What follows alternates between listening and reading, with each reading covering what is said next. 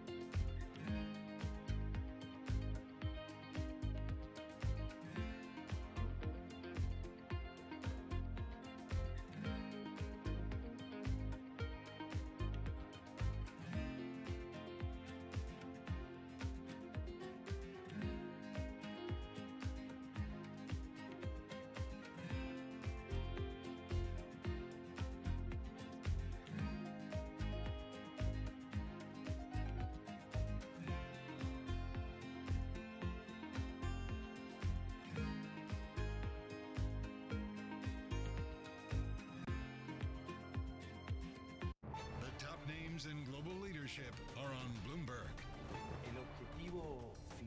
The ultimate goal of doing away with the central bank still stands.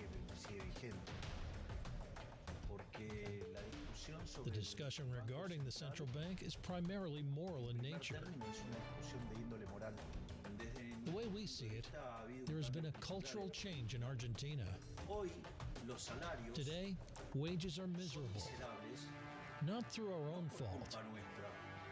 That is due to 20 years of populism. Argentines have understood that populism is no solution, and that the quick fixes they sold to them during the last 100 years, both the criminal politicians and criminal economists, they were all false. And we need to opt for a pure orthodox market-based solution. And that's what's going to make us succeed. And that's what's underway. In fact, there are already indicators today that show that activity in the agriculture sector, in the oil and gas sector, in mining, well, our economy is recovering strongly in those departments. There are indicators that point to the fact that Argentina could really make a strong comeback. Nobody covers the top global leaders like Bloomberg Television and Radio. Context changes everything. Welcome to the world of decentralized finance. With the surge in Bitcoin, you have crypto stocks also surging. Bloomberg's covering all things crypto, the people. This is a political attack, and we must hold our elected officials accountable. The transactions. Really a record-breaking moment. Bitcoin is the exit strategy. And the technology. Awareness is going to grow, and these things grow the overall industry. Crypto as an asset class is here to stay. Bloomberg Crypto, Tuesdays, only on Bloomberg.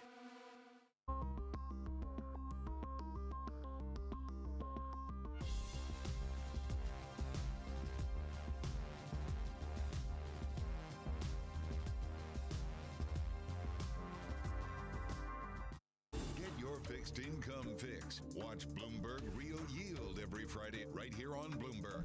Context changes everything. From the world of politics to the world of business, this is Balance of Power.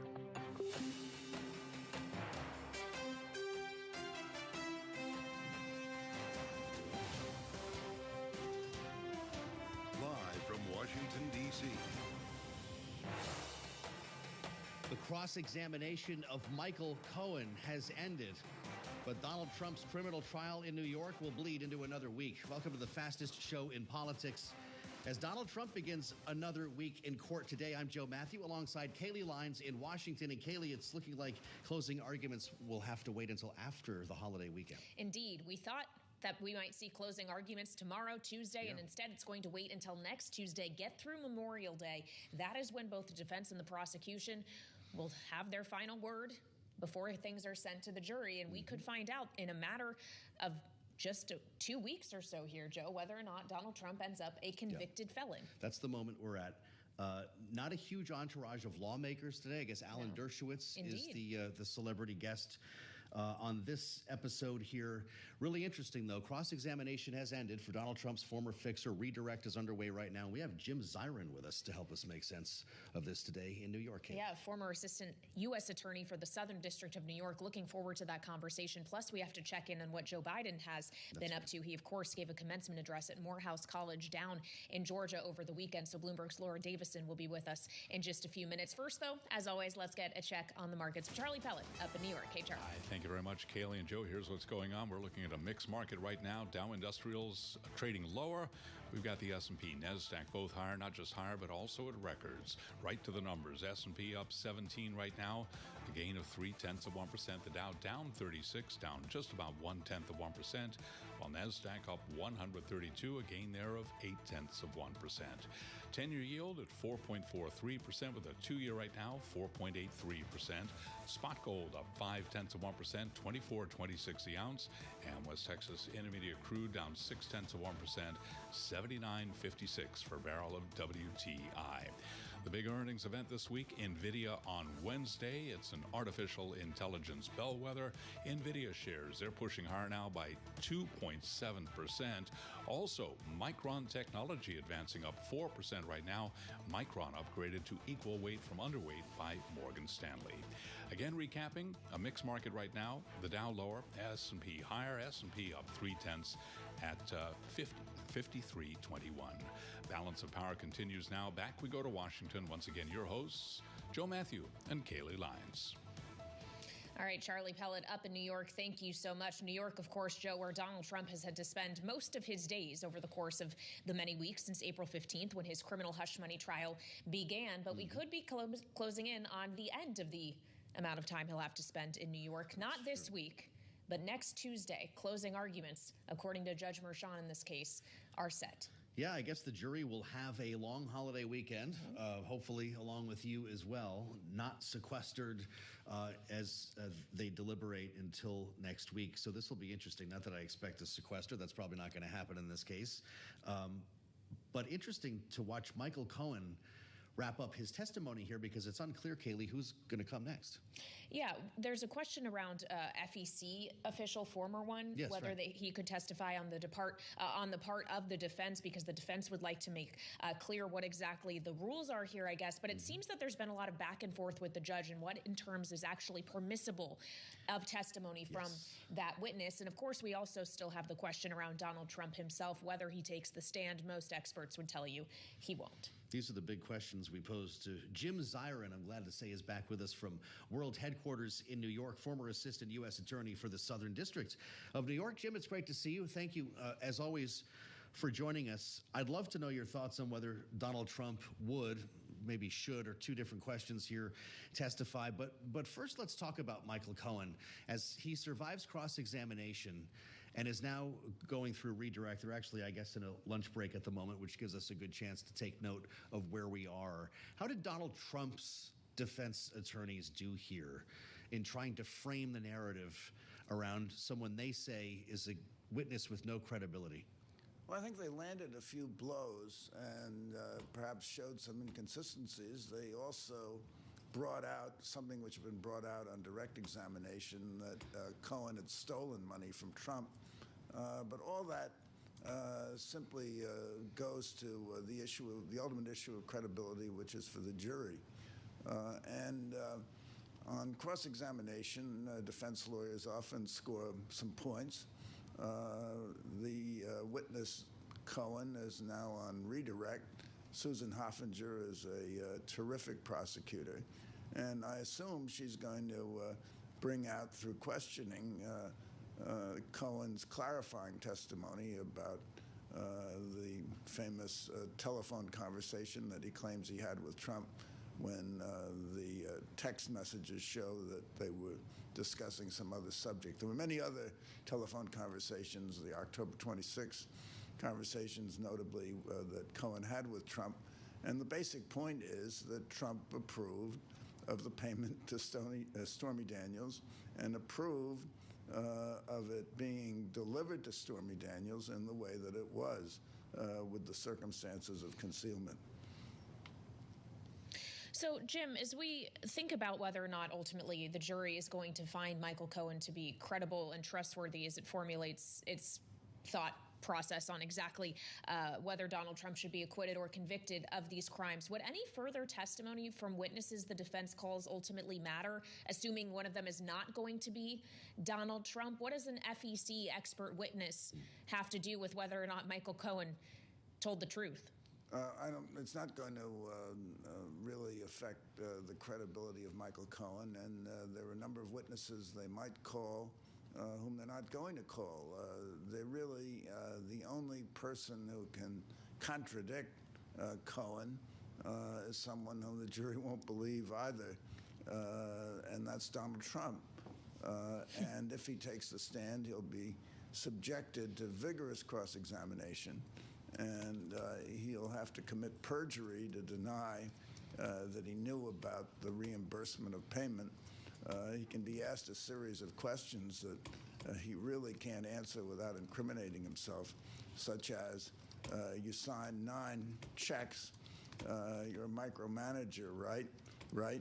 And do you sign checks unless you know what they're for? No, not usually. And did you see the invoices that related to those checks? No, I didn't. I show you the invoices. They say they were for legal services from Michael Cohen. What legal services did Cohen render to you? It was supposed to be pursuant to a retainer agreement. Where's the retainer agreement?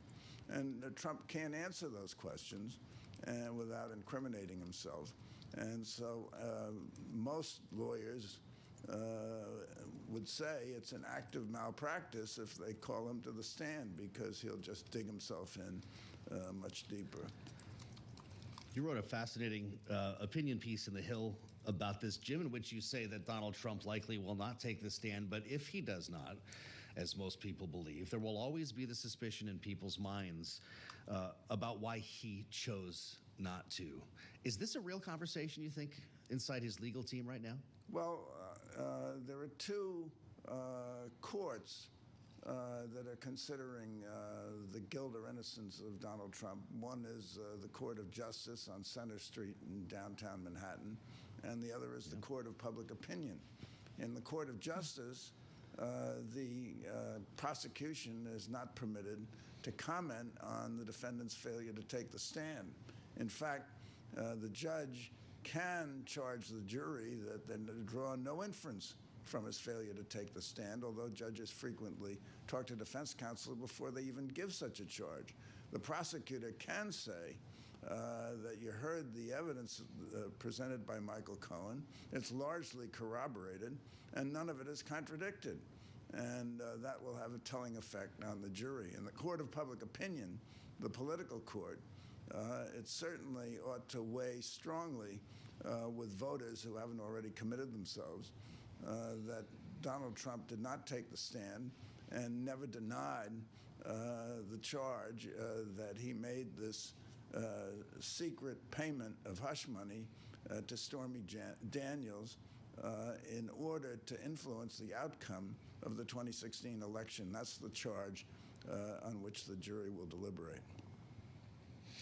And of course, Jim, we also know, based on polling, including polling Bloomberg has done with Morning Consult in the past, that if he becomes a convicted felon, especially in swing states, voters may be less likely to vote for him. So it just does become a question of whether ultimately that conviction happens. How difficult is it going to be, in your mind, given all of the testimony that has been heard, the arguments have been made, for this to not end up, say, in a hung jury or even an acquittal?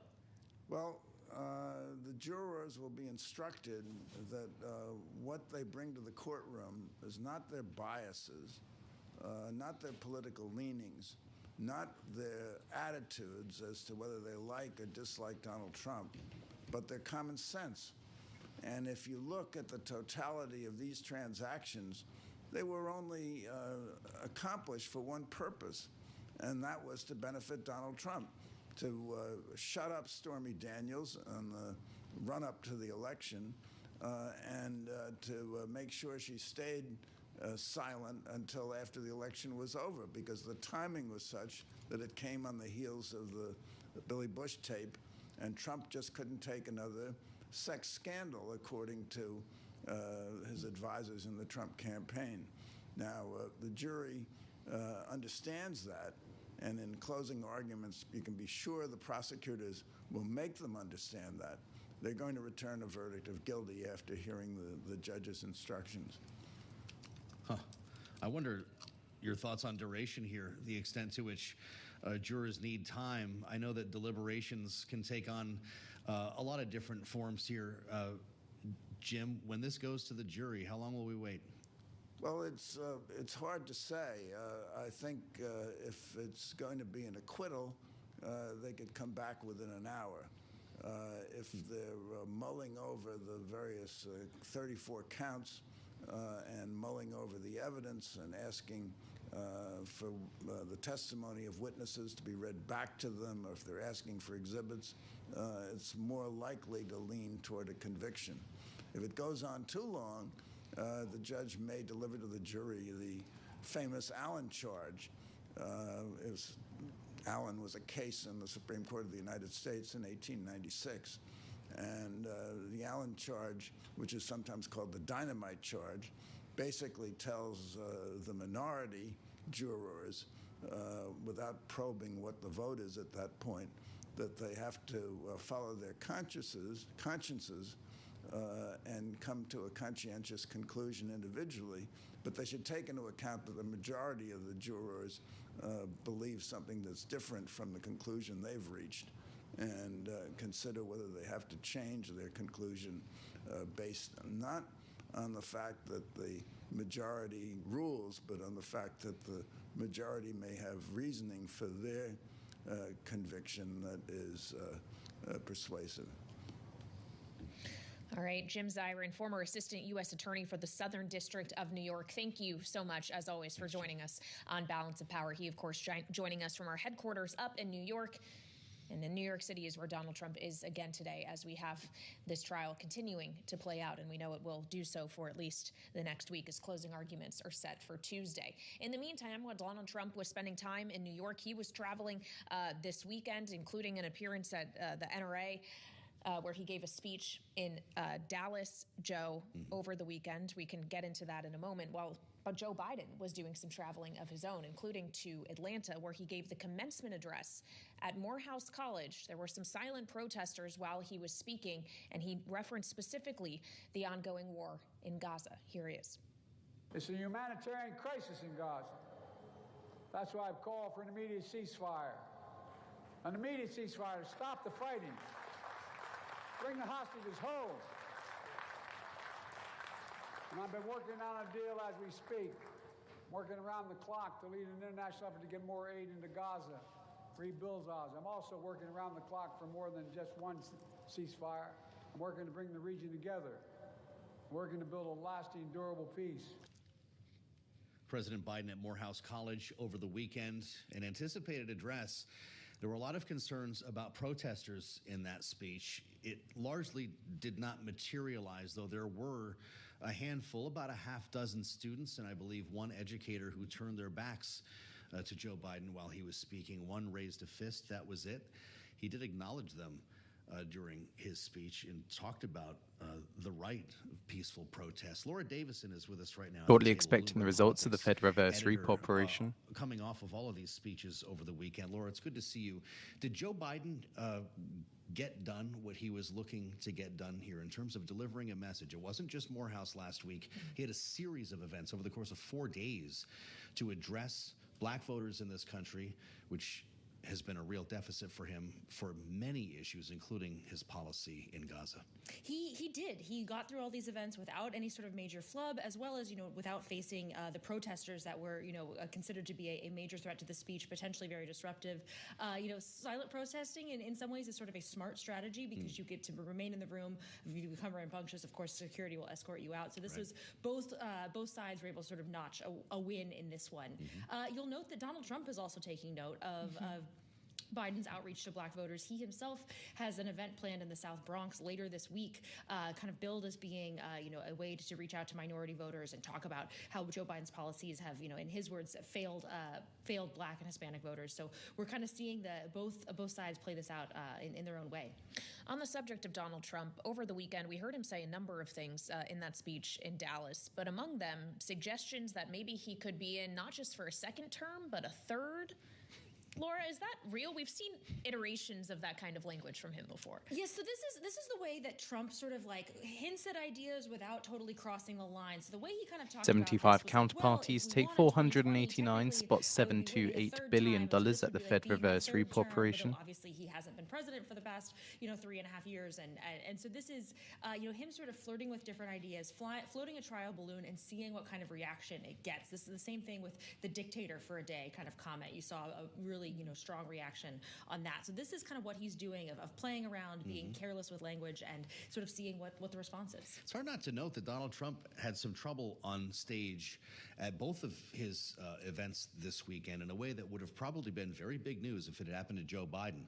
On Saturday night, he almost kind of stumbled off the podium, which was rickety to his credit. He called out the contractors in the room for it, and he froze in front of the NRA. It would appear to be freeze. At least he stopped talking for longer than 30 seconds at one point yesterday. Wouldn't that be a big story if it were Joe Biden? How come it's not for Donald Trump? He has been able to evade the age issue in a way that Joe Biden, I'll include Mitch McConnell as well, has not been able to. He famously froze in several high-profile speeches and press conferences, and it's been a major issue, and kind of effectively ended his term as majority leader in the Senate, or a Republican leader in the Senate. So this is the thing, though, that if it keeps coming, it's going to be a problem for him, over the next several weeks and months. Yeah. All right, Laura Davison, Bloomberg Politics editor, thank you so much. I would note that when he did pause, there was music playing. That's true. So maybe it was partially for dramatic effect, but to your point, Joe, it lasted for a considerable amount of time. Yeah, and it may be nothing, but I always find it interesting what people pay attention to. We'll have more ahead on Balance of Power. This is Bloomberg.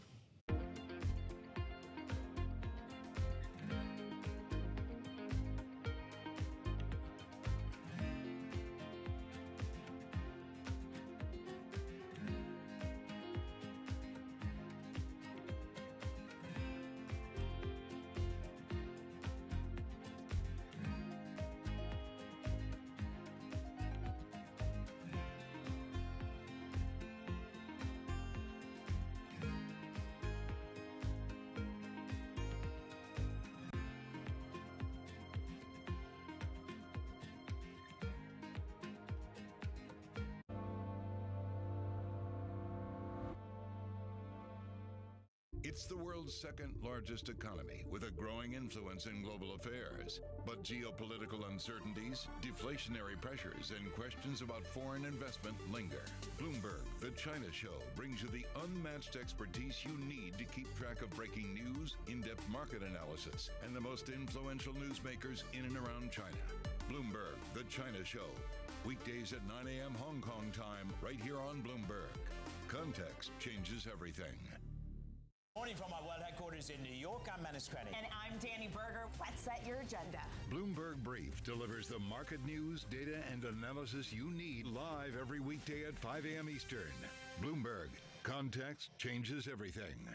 From the world of politics to the world of business. 2 times a day at 1 p.m. and 5 p.m. Eastern Time, hosts Joe Matthew and Keely Lines deliver news, insight, and analysis from and about politics' biggest power players. The president has been clear that is non-negotiable. I mean, this is going to be an ugly, ugly year. Balance of Power, live around the world twice a day at 1 and 5 Eastern. Only on Bloomberg TV and radio. Context changes everything.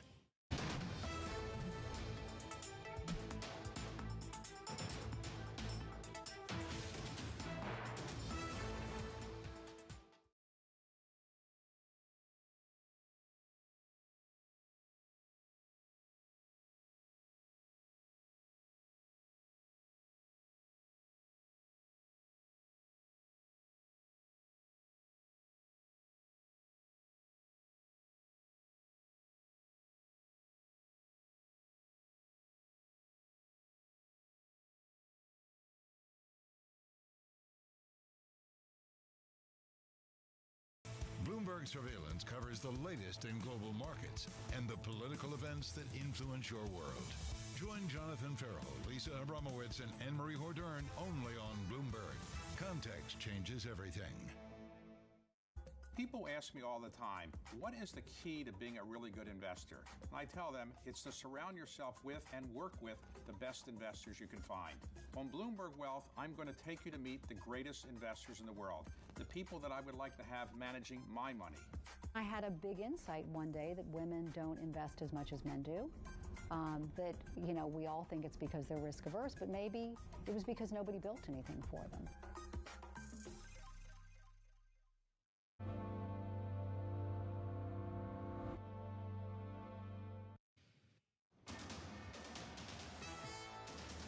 It's 121 on Wall Street. We do check markets all day long here at Bloomberg. We've got the S&P and NASDAQ both trading at records. Dow in the red, back below 40,000.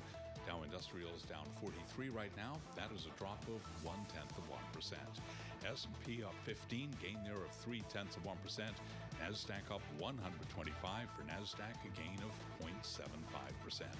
10-year at 4.43% with a 2-year now yielding 4.83%. Spot gold up 0.6%, 24.30 the ounce, and West Texas Intermediate crude down 0.7%, 79.46 a barrel. Jamie Dimon has long joked that his retirement is 5 years away, no matter when he's asked, but not today. During the firm's Investor Day, the CEO of J.P. Morgan Chase told shareholders the timetable is, quote, not 5 years anymore. He also said the largest American bank is well on the way with its succession plans. Right now, J.P. Morgan Chase shares, they're down 2.6%. Recapping, stocks are mixed. S&P 500 index up 15, a gain of 0.3%. Balance of power continues now. Back we go to Washington once again. Your hosts, Joe Matthew and Kaylee Lyons. All right, Charlie Pellet with a look at the Monday trade. It's a new week for financial markets. It's a new week here in Washington as well, although it seems like, at least in the United States Senate, they're going to be dealing with an old issue. Because according to the Senate Majority Leader, Chuck Schumer, who sent a Dear Colleague letter out yesterday, the Senate will return to the pressing issue of our nation's border security. He went on to say, Joe, the Senate is prepared to take up the Bipartisan Border Act as a standalone measure this coming week. For those who forgot, this was the deal negotiated between Republicans and Democrats in the Senate, and the White House never made it for a vote the first time around. Donald Trump maybe had a helping hand in killing that effort. But I guess if at first you don't succeed, Joe, try again. Or message again, because no one sees this passing. And we're going to spend the next 10 minutes with our panel here looking at this same strategy being employed on both sides of the aisle. This is Washington. This is also partly why people hate Washington. So let's get into this right now. Kaylee, you're right. The border is coming to the floor this week in the Senate. And there are about 5 Democrats who this is happening for, as Chuck Schumer tries to get everybody on the record. So frontline Democrats, of course, running for re-election in difficult states will be able to say, hey, I fought for securing the border. Jeannie Sheehan Zaino is with us, Bloomberg Politics contributor, of course, Democratic analyst, and I should note as well, now senior democracy fellow with the Center for the Study of the Presidency and Congress. Congrats on that new addition to the business card, Jeannie. Chapin Fay, Republican strategist from Actum, is also with us here. So, Jeannie, why don't you get us started on what it is we're actually seeing? Because nobody expects that border bill to pass. What's Chuck Schumer trying to do? Well, this is what we see in Washington during the summer of a really tough election year. And so Chuck Schumer is reading the same polls we are, and he knows that Democrats have a problem when it comes to immigration. He wants to mitigate that problem as much as possible. He wants to give his 5 really vulnerable senators, Rosen, Baldwin, Tester, the group, Casey, a vote that they can go back to their constituents and say, we voted for a tougher border bill. And of course, it doesn't hurt if he also is able to say that Democrats are not in this box that Republicans seem to think they are in immigration, that they have a plan and a policy to address it but oh, Donald Trump, sunk that some time ago for political reasons. So it is a purely political vote. It has no hope of going forward. And of course, it's not just Republicans who will vote against it, it's Democrats, some progressives and some Hispanics like Padilla and Menendez. So it's going to be a show vote, if you will, of the best kind in an election year. Well, for those Republicans who vote against it, Chapin, how problematic is this for them? Are voters not wise to the idea that they may have had a chance to vote for some stronger measures at the border and didn't? Yeah, I think you always run that risk. But I think that if you look at the data and the polling and sort of in these areas, I don't think the Republicans are getting the blame for immigration. So I think the American voters know that this is a show vote. They know that it's a little cynical. And again, I'm not really disparaging the Democrats for doing it. Republicans do it as well, but it is certainly cynical election year ploy. I think voters can see through that, right? And they know that a piece of legislation is not going to fix everything that's broken in our immigration system. So it may have somewhat of a small desired effect, but it's not going to it's not really going to hurt the Republicans on immigration. I just don't see anything the left or Biden can do that would hurt or take the issue away unless Biden came out with some very forceful plan on closing the border even temporarily, or doing any of that kind of stuff. That might have an effect. That might, if a good test case is if you look at what Congressman Suozzi said in his election, in the special election against Maisie Phillips recently. He took immigration away from her, but he's a moderate, almost a conservative on some issues, and he went all the way to the right on that issue. That was the way he took it away from her successfully. I don't see the Democrats doing that, so I don't think this vote is going to have as big a desired effect. Well, like you just said, Chapin, this is a strategy employed by both sides. And I think this is indicative of where we are here in the congressional calendar and the election cycle. Pretty much everything from here on out is probably going to be a messaging bill. There's a new one on in vitro fertilization. Katie Britt and Ted Cruz, two Republican senators, of course, out with this bill to protect IVF following the Alabama state ruling that got this onto the front pages, the front burners and so forth. And we should note that the Alabama legislature has already acted. This is not a thing, but they're looking for a national answer to this with an op-ed on the Wall Street Journal this morning and a sit-down interview with Bloomberg's Anne-Marie Hordern, who asked why this is needed. Here's Ted Cruz. The Alabama Supreme Court decision came out. There was a lot of confusion, there was a lot of fear, there was a lot of misunderstanding, and people did not want anything to threaten IVF. I agree with that. Katie agrees with that. And so we came together and said, let's draft a simple, straightforward federal bill that creates a federal right, that you as a parent have a right to have access to IVF. If you want to have a child and you need medical assistance to do so, that should be your right. This is a bill, I think, that should be overwhelmingly bipartisan. The Senate should pass this bill 100-0. We'll see if they do or not, but on the merits, that's what should happen. Jeannie, is this any different than what we're seeing Democrats do with the border? We're certainly tackling two of the most divisive issues in the 2024 campaign here. Absolutely. I do see differences. The similarities are these are both election year bills. But the reality is Republicans are in this position.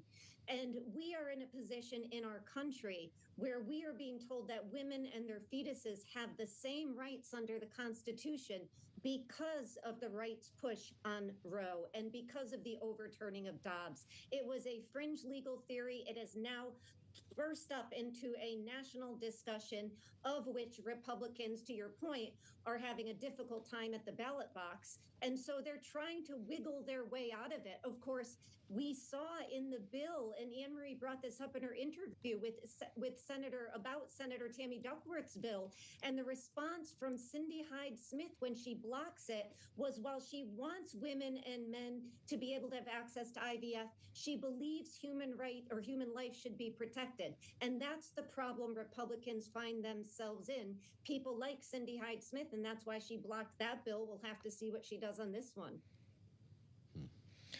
Well, Chapin, if they're trying to get at protecting IVF, in vitro fertilization specifically, obviously that is a very narrow targeted bill in this wider question of reproductive rights, which seemingly is how increasingly President Biden is framing it. It's not just about the issue of production of abortion, but overall reproductive rights. Is one bill on IVF going to be able to fix the messaging problem for Republicans on the wider issue? I don't think so. But I do think, I do see some differences. Yes, this is an election year bill. Yes, this is done because Republicans have an issue on this, but it is a substantive fix to one particular problem. And one of the problems that happens all the time, to go back to something earlier that I was asked about, whether these election year bills are going to have any effect. One of the problems is they get loaded up and it's not as clean cut. And we've been through this rodeo before. So the American people know that when an abortion bill is coming to, if Ted Cruz is going to get his abortion bill considered, it's going to go way farther once everyone else has their say in it. Same thing with the immigration bills that have been raised and voted upon. Like, there's some fixes, but then they get laden down. Sometimes it's pork, sometimes it's other things, and there's overreach. It seems that neither party can just do a simple bill and you can introduce it and get it passed, right? It always comes out looking crazy. And that's, why nothing ever gets done. So I do think there's all those issues that go into it. Though I would just say on the Republican bill, it's one of those things. Do we want to protect the right to IVF? I mean, yes or no, it's pretty simple. We could just do a clean bill on that, or we could complicate it and have it go nowhere. I think we know where it's going to go. I guess it is indicative, as we mentioned in the outset, though, of the congressional agenda here. Jeannie, is there anything worth paying attention to between now and November? Oh, of course, a lot to pay attention to, but probably not much action on the floor in Congress beyond these types of messaging bills. I think the big question in my mind is about funding for next year, but I don't think we're going to get very far, at least this summer, on that. But, my hope and prayer would be that they could do it a lot quicker than they did last year, but don't hold me to that. All right, we won't. Jeannie Sheehan Zaino, Bloomberg Politics contributor and senior democracy fellow with the Center for the Study of the Presidency and Congress. Thank you for joining us alongside Chapin Fay today. He is Republican strategist and managing director at Actum. And to your point, Joe, and we're probably going to talk about this with the House Majority Whip, Tom Emmer, the congressman from Minnesota, later on at 5 p.m. on Balance of Power. All the big work's done. That's correct. It's just a matter of maybe some messaging bills or some other things on the side, including potentially crypto legislation that's going to get a vote. Is this crypto week? Can we say that out loud? They're kind of calling it crypto week. In a former life, you would have been running around. You'd be stationed on Capitol Hill. Well, look, we're lucky to have a crypto expert with us. If you're watching us on Bloomberg TV or on YouTube, I'm pointing to Kaylee Lines because we are going to talk a lot more about that. 2 big crypto bills actually in the hopper for this week, right? Yeah, so a lot more is still ahead on that. First, though, let's get a check on world and national news with our expert on that, Amy Morris, in our 99.1 newsroom here in Washington. Hey, Amy. Hi, Kaylee. Donald Trump's hush money trial is on a lunch break now. Michael Cohen is expected to return to the witness stand for redirect. Prosecutors want to introduce a photo of Trump and his bodyguard during a key phone call from Cohen. We expect to get that answer when court resumes in about 45 minutes. Now, this morning, the judge told the jury that closing arguments might not begin until a week from tomorrow. Last week, the judge had said that jurors should prepare to deliberate as early as this week. The Supreme Court has turned away a challenge to one assault weapons ban and has taken no action on another. The justice is rejecting a case involving Maryland's ban on semi-automatic assault-style rifles. It's been pending in federal appeals court for more than a year. At the same time, the justices took no action on a similar law in Illinois, leaving open the possibility of a Supreme Court case on the Second Amendment coming up. The chief prosecutor of the International Criminal Court says he's seeking arrest warrants for Israeli and Hamas leaders, including Israeli Prime Minister Benjamin Netanyahu. The White House calls that outrageous. Chief Prosecutor Karim Khan has charged both leaders with crimes against humanity. Global news 24 hours a day and whenever you want it with Bloomberg News Now. I'm Amy Morris, and this is Bloomberg.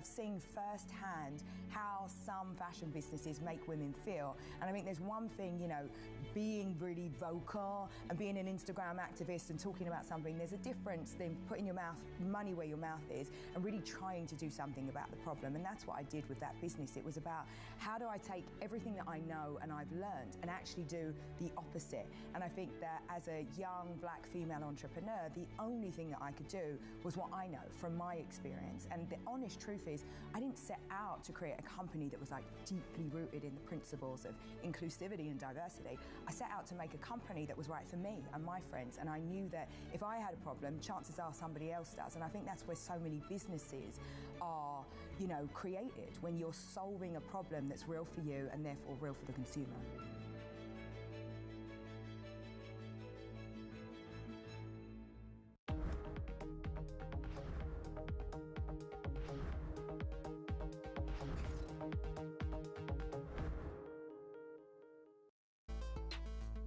One of my greatest advantages, I own my company 100%.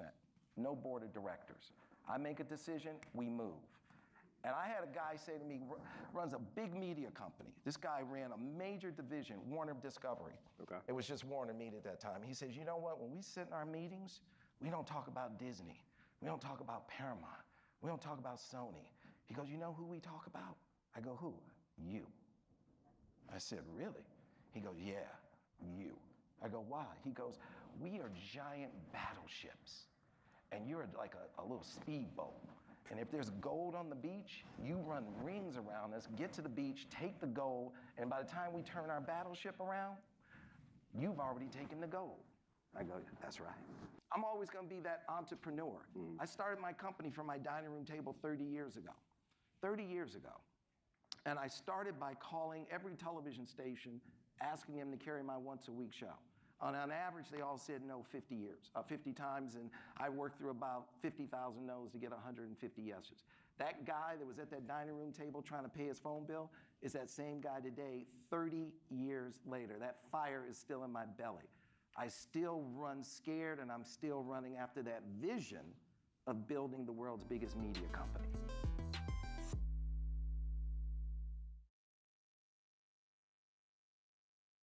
Next time on The Deal. I feel like I'm eating glass every day and just hoping that I don't get cut on the way down. Every day. That's what it feels like. You know, it's the entrepreneurs that don't get down on themselves and think, I'm a failure. What am I even doing this for? I could be doing other things. Like, once your brain goes there, you're done.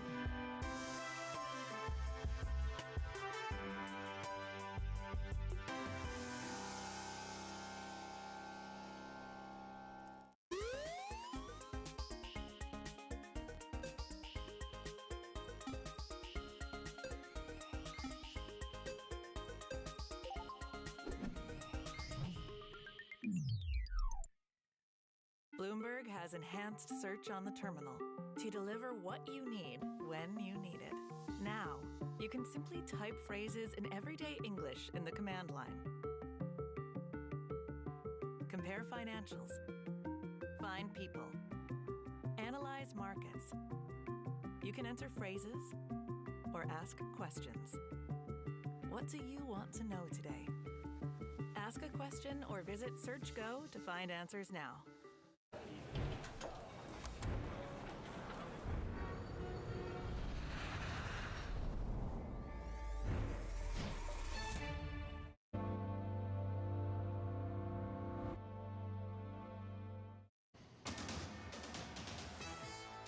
It's 1:40 on Wall Street. We do check markets all day long here at Bloomberg. Lows of the day right now on the Dow Jones Industrial Average, down 100 points, 39,902 on the Dow.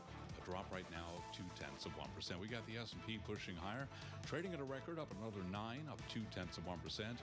NASDAQ up 99, gain there of 0.6%. 10-year, 4.43%, with a 2-year right now that's yielding 4.83%.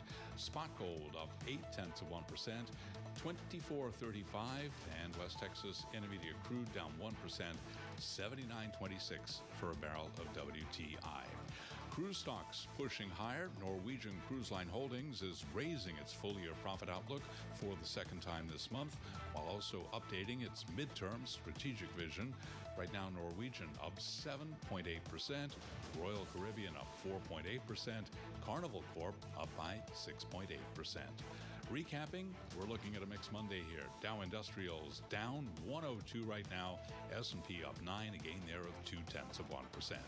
Balance of Power continues now. Back we go to Washington once again. Your hosts, Joe Matthew and Kaylee Lyons. Okay, Charlie, thank you. Charlie Pellet in New York on what's going to be a memorable earnings reporting week, if only because of NVIDIA. That's, I believe, Wednesday evening. Kaylee will be talking a lot more about that. It's interesting. Sometimes these earnings reports and what we learn on the conference calls collide with policy we're talking about here in Washington, and this might be one of them. As we turn our attention to a whole different policy, and that is foreign policy, the operation that's happening in the waters off of Gaza, this temporary pier that the United States has built at great cost to try to get humanitarian aid into Gaza and around some of the choke points that we've seen on land. There are still a lot of questions, Kaylee, about whether this is working, but there's actually some great reporting in the New York Times today now that it has been put in place. Aid starts entering Gaza through U.S.-built pier, but officials say it is not enough. And based on our prior conversations with Cindy McCain at the World Food Program, we have a long way to go. Because we're talking here about hundreds of thousands of people essentially on the brink of famine. Can you get enough aid in to match the scale of the need is really the question. And sure, this floating pier may go some way into trying to bridge that gap, but can it go all the way? The answer is probably not, but let's get an expert's perspective on this now. I'm pleased to say joining us here on Balance of Power, Dave Hardin, the managing director at Georgetown Strategy Group. He is also former USAID mission director to the West Bank and Gaza and served as a senior advisor to President Barack Obama's special envoy for Middle East peace. Dave, thank you so much for coming here to Bloomberg Television and Radio. Just how far, in your mind, does this pier get us toward the goal of being able to provide food aid at scale for those in Gaza? Surely it makes a difference, but just how consequential of one? It's not enough. And I think you laid it out. So Cindy McCain, the Republican, the wife of John McCain, a strong supporter of Israel historically, the head of the World Food Program, said that Gaza is facing famine, and that famine is creeping south. On the Biden administration side, Samantha Power has also said the same. So what needs to happen is every crossing all the time, without limit. And that includes Rafah and Kerem Shalom, Erez, Route 96, and more, plus the pier. We need it all. And by the way, the more access points you have, the least valuable any one particular access point is. And so that reduces risk and chance of attack. I appreciate the comprehensive nature of your answer there, Dave, but specifically with the pier, this was just anchored in place on Friday. And an important step here to completing this maritime corridor. How much time will you give this before you actually judge whether this is a successful operation? I mean, I think we need to measure it now because famine is now. But in addition, any food coming in is an addition. It's an additive component, and it's coming into the middle.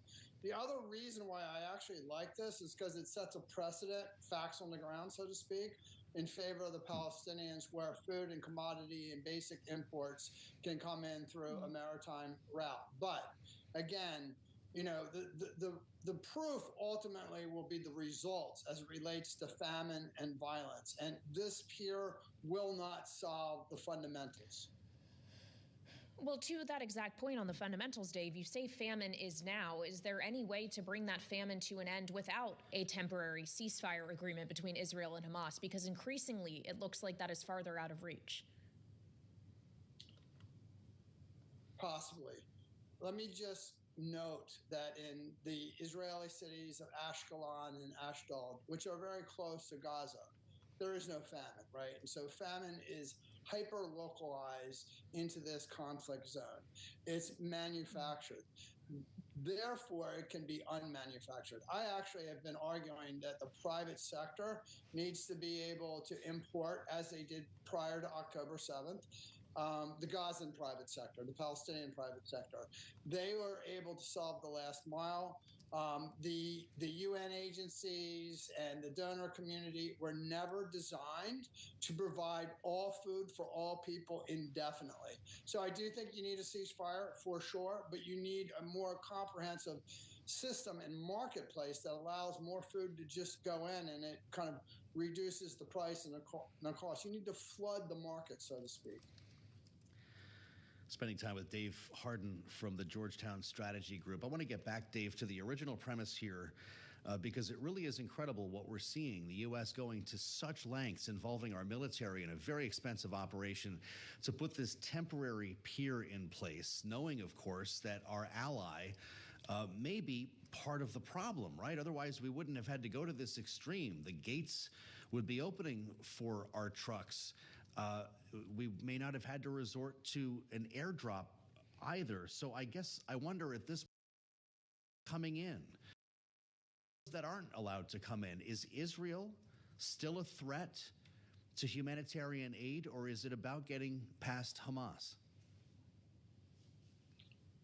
I mean, I think it's both, but the primary responsibility rests with Israel. Israel is the occupying authority over Gaza, and so therefore the responsibility to mitigate famine rests with them, and that requires all access from all points all the time.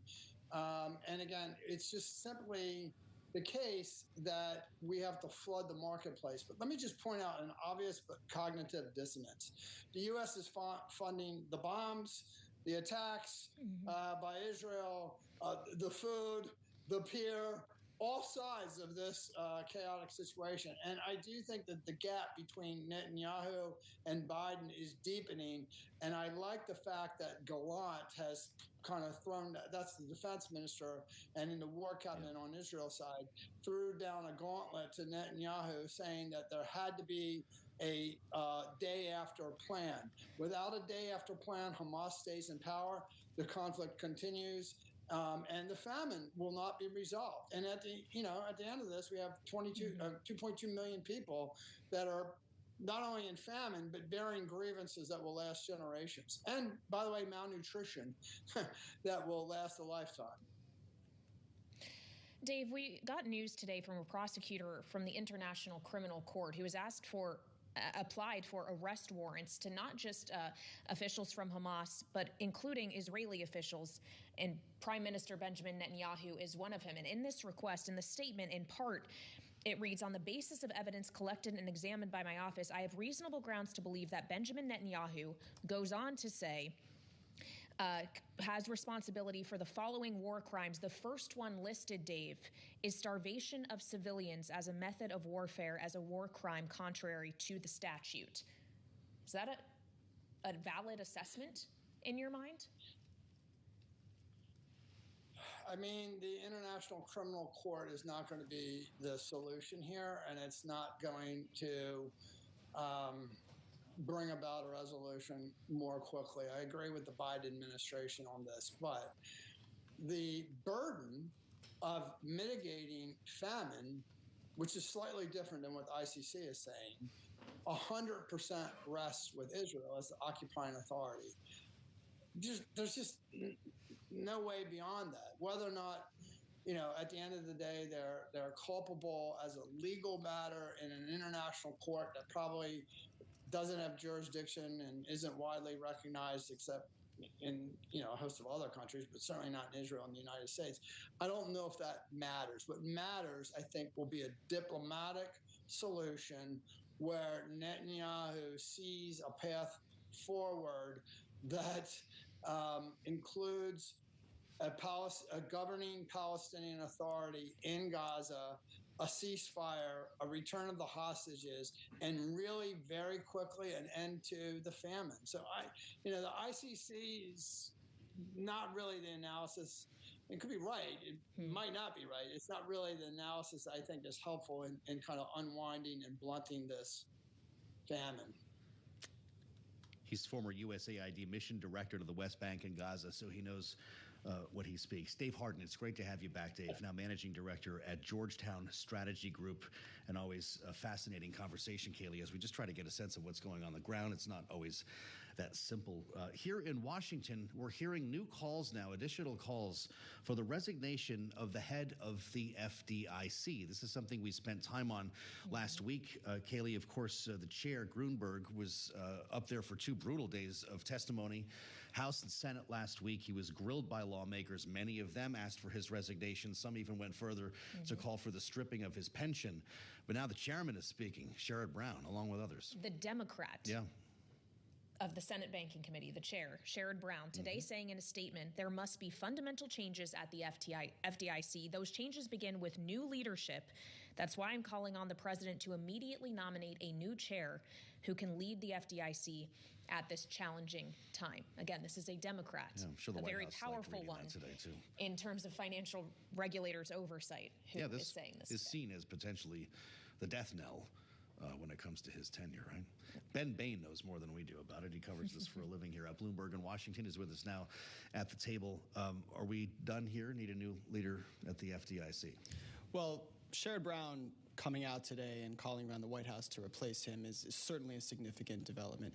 I think some people thought if he was able to make it through these, as you said, 2 brutal hearings last week, maybe we would get a better sense if he was able to kind of stick around for a while, maybe make it over that really tough hump.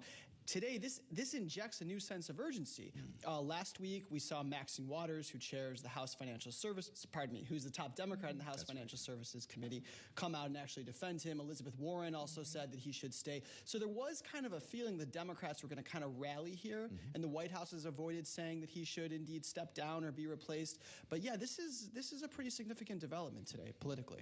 And it's not just Sherrod Brown who has come out today. Sheila Bair, a former FDIC chair herself, posted on X, I have known and worked with the chair for years, but goes on to say this controversy is hurting him and his agency for his own sake and everyone at the FDIC. He should announce his intention to resign effective with the appointment. The problem is, Ben, if Marty Grunberg goes out, who steps in? Who can do so in time to still try to wrap up the job on this administration's financial regulatory agenda? That's a very big question. There is this kind of broader political context here that we really can't divorce from all this.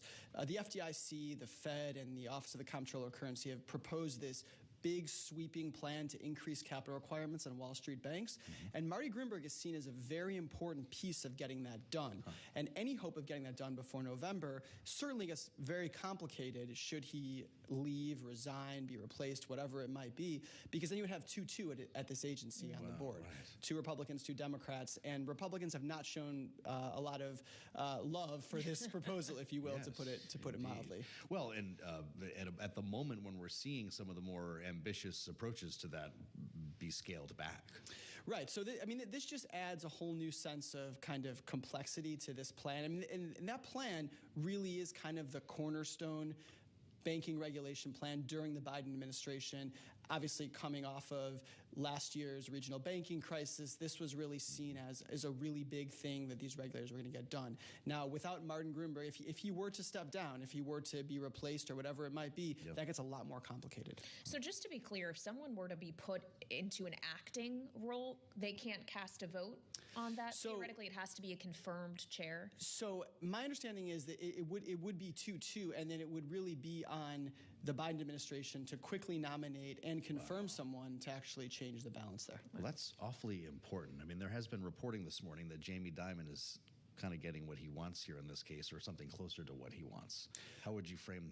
So certainly the banks and bank lobby pushed back vigorously against this capital plan. They spent millions. And we saw ads on NFL games. Yeah. Right. We saw CEOs testifying in Congress. We even saw small business owners fanning out across Capitol Hill talking about how this would potentially, as they would say, impact their businesses.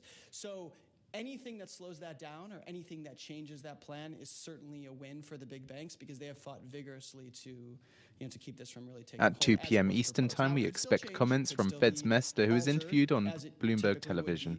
And to understand, both the Fed Vice Chair for Supervision, Michael Barr, and Fed Chair Jay Powell have both said to expect broad and material changes to that plan. So we do expect some changes. How far they'll go is the ultimate question. All right, Ben Bain is always looking for the answer to that question, along with his team here at Bloomberg, who covers financial regulation for us. Thank you so much. So this really is the question, Joe. What is the end game of the Basel III end game? And if Marty Gruenberg does indeed resign, is that Wouldn't game that over? be a wrinkle in this after all the months that has gone into this, all the effort? It would be quite remarkable. Great to have Ben Bain with us back at the table as we prepare to send things to New York. Carol Master, Tim Stenovec, coming up next on Bloomberg Business Week. Haley, I'll meet you for the late edition of Balance of Power at 5. Yeah, we're going to have a great show, including the House Majority Whip, Tom Emmer, who will be joining us. So make sure to tune in at 5 p.m. right here on Bloomberg TV and radio.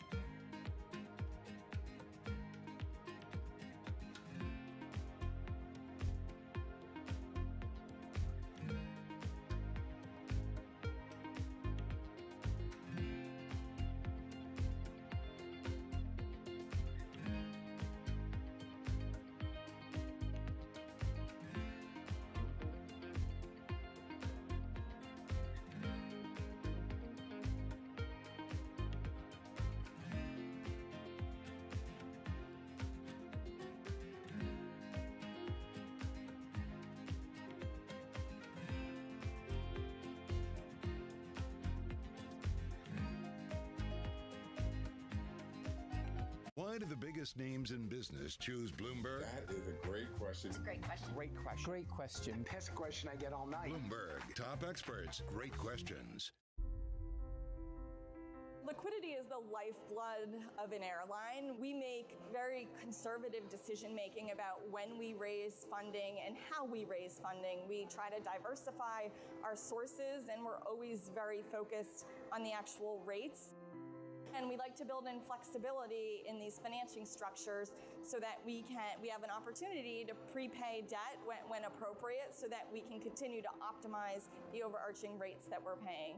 What have you learned with the dynamic move of the interest rates that we've seen from Chairman Powell? I mean, do you go fixed structure or floating structure, much more like what they do in Europe? Yes and yes. We have a mix currently. It's a little bit of a different model than what I was used to in the public company space. Say in some ways we provide ourselves with a natural hedge, leaving some of our debt floating and some fixed. You have to have the short-term discipline to sort of circle the wagons around cash. I mean, cash is oxygen. I know where every ounce of cash is going, but we also have to be nimble around that as well, because things change by the day. I know the folks who aren't willing to invest right now shortly expecting comments from Fedsmester. Investment in the future. So I want to be in front of them. They may not be a buyer at this point, but I do want to spend a lot of time in front of that other set that is a buyer at this point. They're interested. They want to be an early adopter of the stock. They're interested in the story. From the beating heart of global finance, economics, and politics, and wherever newsmakers are moving markets, Bloomberg brings you conversations that allow for deep discussions and important insights. How has that shaped your strategy for the bank? Is this a new normal? Is this like a catalyst? Do you think we're in a new phase for dividend policy overall? That's a great question. I'm Francine Lacroix, and this is The Pulse, every weekday at 9 a.m. only on Bloomberg. Bloomberg covers the world with unmatched reach and resources. From more than 120 countries, the moment news breaks, 24 hours a day. Bloomberg, context changes everything.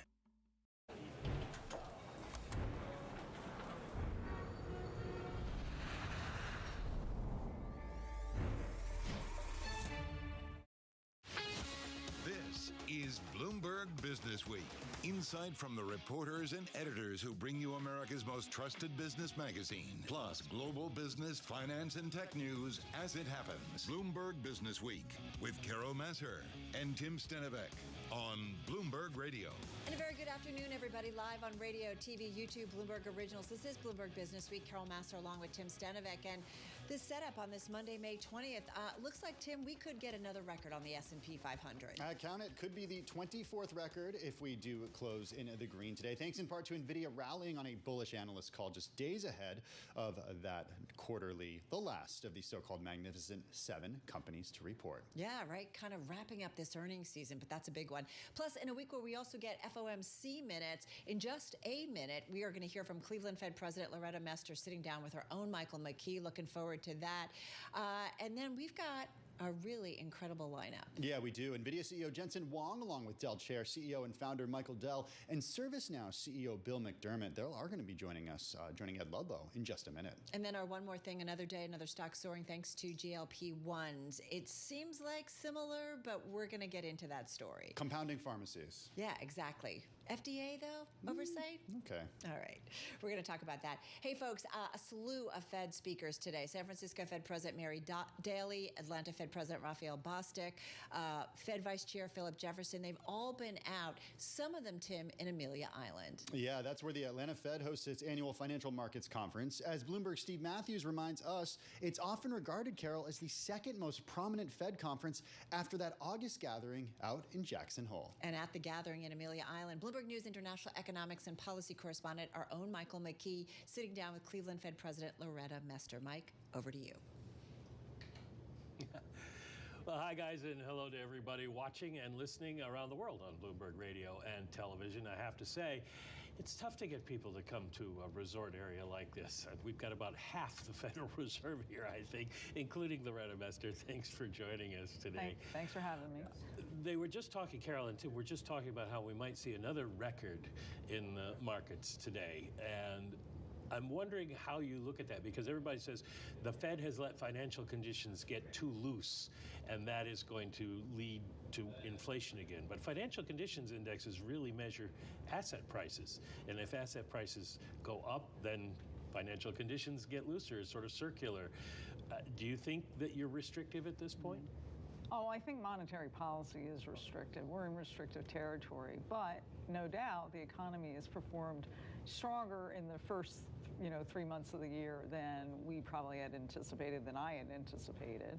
At the same time, we saw that inflation progress stalled. Fed's Mester says, I think monetary policy is restrictive. CPI report, which was welcome news, but I think it's too soon to tell what path inflation's on, so we just need to collect more information on that. But we're seeing moderation on some of the real side of the economy. Still a strong economy, but we are seeing the impact of the monetary policy. And Mester says inflation progress had stalled in the first 3 months. Financial conditions got loose, and that's the reason the first 4 months of the year we saw inflation level out or go up a little bit. Yeah, the markets are going to be the markets. And Mester says They the move up economy and was down. stronger in the first quarter than I anticipated. We have a restrictive monetary policy in place. It has shown up in And the terms April of CPI report moderating, was good news, the but it's labor too soon to markets. They're tell what becoming path better inflation balanced is on. between labor demand and labor supply, and so we're seeing that kind of work its way through. And that rebalancing is going to put downward pressure on inflation, I think, as things play out. It's just that we didn't see that in the first 3 months of Mester the year. says restrictive And we're just policy gonna have has to gather moderated the more labor evidence market. on what exact path inflation's on in order to sort of determine whether it's on that sustainable downward path to 2% that we're all looking for. There's been some thought that because of the nature of changes in the economy, part of the Fed's problem is that monetary policy doesn't reach a lot of the areas that have been showing price increases. Do you think you have a broad enough anchor on the economy to bring it all down, or are there still going to be hot And spots Mester you have to says deal the with? labor Well, I rebalance think a will lot put of downward things pressure happened on during the pandemic, inflation. and we're still seeing sort of those pandemic effects. I don't think we can conclude that monetary policy isn't having an effect as it used to, but the transmission mechanism is something that changes over time, and we'll have to monitor that in order to sort of calibrate policy to where the economy is and where it's going, balancing those risks to both sides of our mandate. And that's what we're in the process of doing now. We gather information, right? We look to see where the economy is at the moment, where it's headed, and then we calibrate our policy in order to reach both parts of our dual mandate. And really, frankly, in the first part of the year, what we saw was the risks that we were too restrictive have gone down. You know, last year people were worried about, oh, the Fed may be getting too restrictive and therefore it's going to dampen the economy. Those risks went down. At the same time, the risks to inflation, I think, are tilted to the upside and remain so. And so that's the balancing that we have to do as we set policy going forward. Well, you and most of your colleagues have basically said we don't have to do anything right Fed's now. Mester says the risks that we're too restrictive have gone down. Good shape. So the markets are fascinated with when you will have your first rate cut. Are you? Yeah.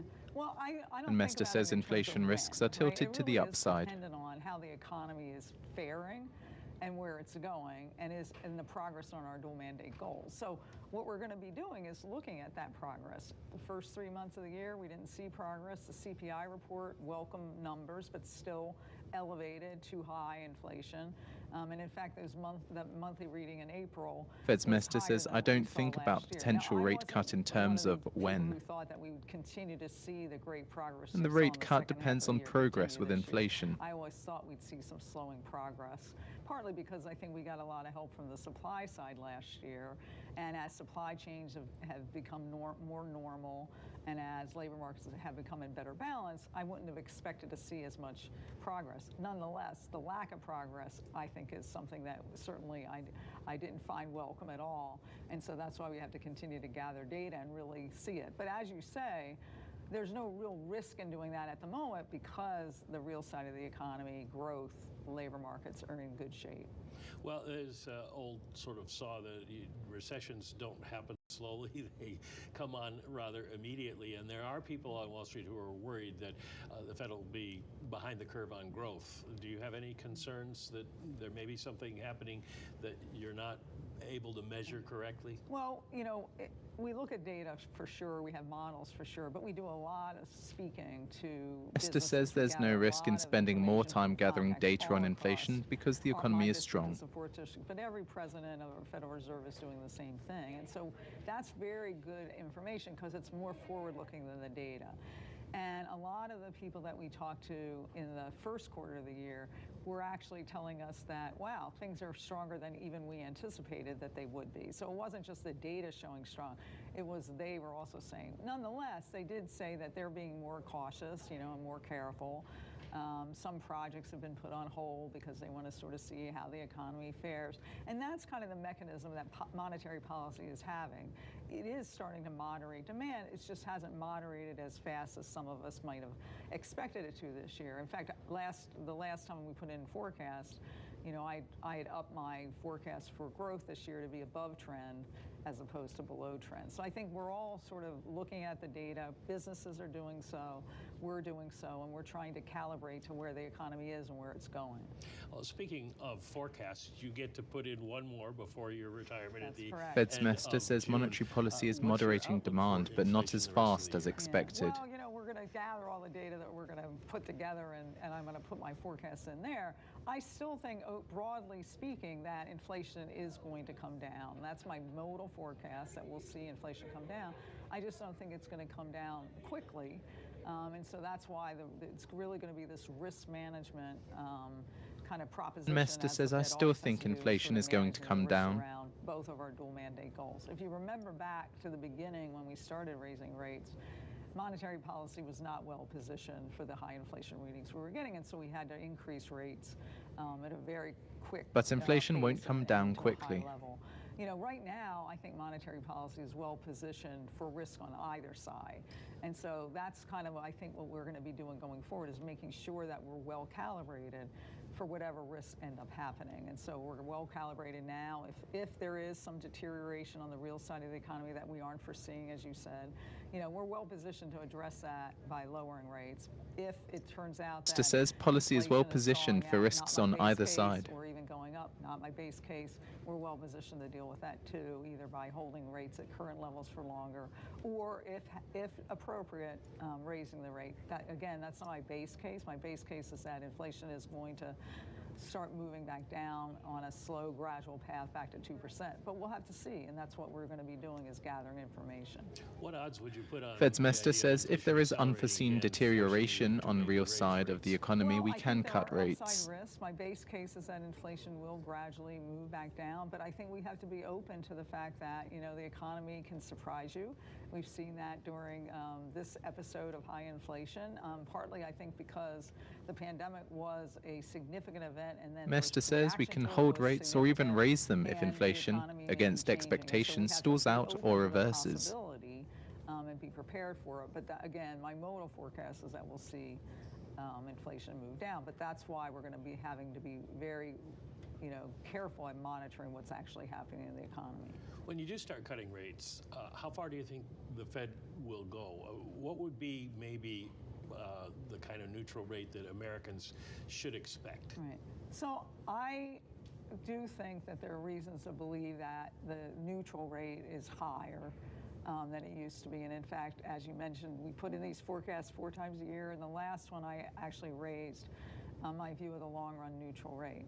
But, we're going to be setting policy again to achieve our dual mandate goals. And so that's kind of what guides our everyday policy decisions over the coming months and over the next year or so. And that's where we're kind of getting to. The reason I thought that it was likely that the real rate would have to be higher than it was pre-pandemic is because there are reasons to think that investment will be higher. It's this balance between investments and savings that kind of drive where that neutral rate is. And there are reasons to think that investment's higher, that productivity growth may end up being higher than it's been pre-pandemic. We've seen a lot of automation going into firms that had to deal with labor shortages, and that automation will pay off in terms of higher productivity growth. So again, not saying necessarily that we know where the neutral rate is, because we know that that can be estimated with a great uncertainty, but I do think there's reason to think that it may be higher now than it was in the past. Only got about 30 seconds left, but one last question. This is going to be your last time to vote on policy and to put out a dot plot. Where's your dot going to be? How many moves? Well, I haven't determined that yet. I was on the record before saying I was at the median, which was 3. The developments I've seen in the economy right now, I would not think that that's still appropriate because the inflation risks have moved up. Given the progress on inflation, it stalled out in the first quarter. And frankly, the real side is a little bit stronger than I anticipated. So, but again, we're going to be guided by progress on those dual mandate goals. And we need to be more confident that inflation is on that sustainable downward path of 2% before we cut. All right, I'll take that as somewhere between 0 and 3. Fed's Mester says previously I expected 3 rate cuts this year. I do not think that's still appropriate. We'll back to you, Carol. All right, Mike, great stuff. Our Michael McKee there in Amelia Island there with Cleveland Fed President Loretta Mester, and some really interesting headlines coming out of it. And I think some of it is, when she said specifically about reasons to believe neutral rate higher than it used to be. And this is something we talk about a lot. Maybe it's not 2%. Maybe it's something more significant. Lots of other headlines, too. There are reasons to think that investment will be higher, reasons to believe, as you said, the neutral rate is higher than it used to be. She also said that the Fed can raise rates if appropriate, but that's not the base case. And right now, monetary policy is well positioned. Yeah, exactly. And she says she thinks monetary policy is restrictive at this point. And so this is something, we've talked with certainly a lot of guests about the lag effect of what we've seen in terms of a very aggressive Fed raising rates and then waiting for it to fully impact the economy. Some would say you're starting to see slowdowns in the labor market, but looking for some more significant moves to the downside of things slowing down. She did say that she still thinks inflation is going to come down, but she just doesn't think inflation will come down quickly. Business contacts say that they are, though, being more cautious. Well, we'll see what a couple of business contacts have to say right now. We're going to head over to the Dell Technology World event in Las Vegas. That's where we find Bloomberg Technology's Ed Ludlow sitting down with Dell Chairman, Founder, and CEO Michael Dell, the NVIDIA co-founder, President and CEO Jensen Huang, and ServiceNow Chairman and CEO Bill McDermott. Ed, all yours. Yeah, thank you, Carol. I would call it all arms of the AI supply chain or market gathered here, and the 3 CEOs just on stage together moments ago. Our host is Michael Dell, CEO and Chairman of Dell, and a company celebrating 40 years as well at this event. NVIDIA CEO Jensen Huang, it's good to see you, and Bill McDermott, Chairman and CEO of ServiceNow. I think it's probably sensible to ask, is this the first time that the three of you have actually been in the same room at the same time? And Michael, to you as our host, why the three of you in the same room at the same time? Well, you know, at Dell Technologies World, we love to bring our customers and partners together and talk about what's new and what's exciting. And, you know, this AI opportunity is really tremendous. And we can never do anything by ourselves, but this is a great example of how you have an ecosystem of companies coming together along with all these incredible innovations in GPUs and compute, and storage and networking, and all the AI models and software companies that are utilizing all this power. And it's causing a new industrial revolution. There are 5 things that I would like to talk about. The first being the relationship between the three of you and your companies, how you work together. The second being AI infrastructure, how durable what's happening is. AI PC. You know, you've been talking about AI PC on social media for some time, and officially, of course, as well. US leadership. You know, I reflect that I have 3 American CEOs sat around me, all pulling towards the same sort of goal. And finally, increasingly, people ask me to ask you about power and energy consumption, and whether we should start talking about that. But really, Jensen, the origin of this, and one of the reasons I wanted to have the conversation was GTC. I'm paraphrasing, but you said basically there is no one better at end-to-end systems at scale than Dell. You basically said if you want a server, you phone Michael Dell. But why? Specifically, how is it that NVIDIA interacts with that part of Michael's business? Well, this is a really important time. We've re-engineered and reinvented every layer of computing, from the chip to the operating system to the system servers to the way that these data centers are put together. There's only one company in the world that can have the ability to build the computing system, the storage system, the networking system, all of the software that goes along with it, and the path to the world's enterprise. You know, we want to bring this generative AI capability to every company in the world. And some of them can use it in the cloud, but many of the applications still has to be done on-prem. And so in order for us to bring them into the generative AI revolution, we're going to have to go through a partner that can help us take this completely new reinvention of a computer, the data center, these AI factories, and help every customer have a, you know, just really quickly, Jensen. Yeah. On-prem is back. Just really quick. Yes or no? Oh, on-prem never left. Okay. But on-prem never left. But on-prem is you know, on-prem is cool again. On-prem is cool again. Save that thought. Bill, you've been a software CEO for quite a long time. Yeah. You know, I knew you at SAP, now at ServiceNow. Have you ever had to have such a focus on the minutiae of a semiconductor company, a server company? Have you ever had to worry as much about the OEM and the chip maker that underpin what you're trying to do? Well, I think Michael Dell and Jensen Huang are at the epicenter of the AI revolution.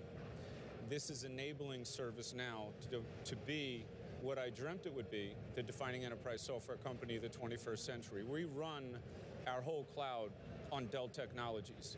And that's a big deal because we're talking about 4 billion workflows and 4 trillion digital transactions on that platform, running 1 million business processes around the world. With Jensen, we were the first enterprise company to recognize the greatness of NVIDIA, and we began building large language models with Jensen 5 years ago. We have completely standardized on NVIDIA in our company, the whole stack, and we're taking that to market with both of these men for a couple of reasons. One, they're great human beings and great leaders, and it's an honor to be here with them today and to team up with them.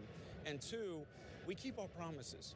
And I think customers today, when they're betting you were doing business with them when, frankly, all of this wasn't sexy. Totally. And now it is. Totally. Actually, that's 100% true. And we'll always be doing business with them because trust is the ultimate human currency, and we trust them with our lives. So that's how it rolls.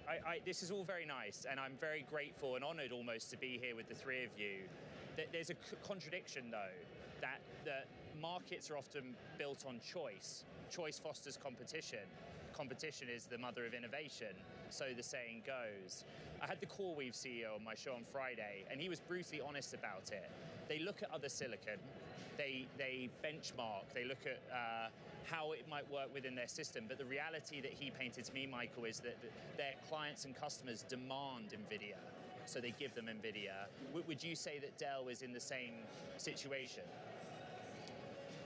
Yeah, and we do work a lot with CoreWeave, so we know about their use case. And look, I think the reason that Bill has partnered closely with NVIDIA and really NVIDIA is in a leadership position is because they've out-engineered other folks, and they've built a set of capabilities, including software, over many decades that has prepared for this opportunity. But you talked about on-prem. The other aspect of this is the edge, right? The physical world, the PC, the factory floor, all the retail stores. AI is going to be everywhere, and having that sort of entire ecosystem of capabilities, that's ultimately what's going to drive success. But NVIDIA's in a great position. Jensen's done a fabulous job bringing the world the most innovative accelerated computing solutions. Could you define for us AI factory? What is an AI factory? Sure. So an AI factory is really a supply chain that creates intelligence. So if you think about a traditional factory, right, you've got all these ingredients, and we know a lot about supply chains. It's kind of what we do. But think about it as a supply chain to create intelligence inside your company. And to do that, it all starts with data, right? If you have no data, you have no AI, right? If you have bad data, you have bad AI. So you got to organize your data. It's something we know a lot about because data equals storage, and we store more data than anybody in the world. So you start with the data, and then you get into the ecosystem of all the software and the models that you're hearing about, the small and large models, the retrieval augmented generation. Of course, it's not just GPUs, it's also the networking and the storage and the memory that come together. Well, I don't know if Jensen knows this, but you talk a lot about H100 is not just a chip you hold in your hand. In reality, it's DGX, right? HGX. Your staff are probably very nervous over your shoulder, but they've let me play with, let's say DGX, do a deadlift with it to illustrate the point. 80 pounds, 35,000 80 pounds, thank you. But that's the scale of what we're talking about. Yeah. Still, the AI market that I see is you selling H100 in DGX form to the hyperscalers. And I'm not yet seeing the AI factory that's going to the SME or the enterprise customer. When does that really happen, Jensen? That's why today's announcement is such a big deal.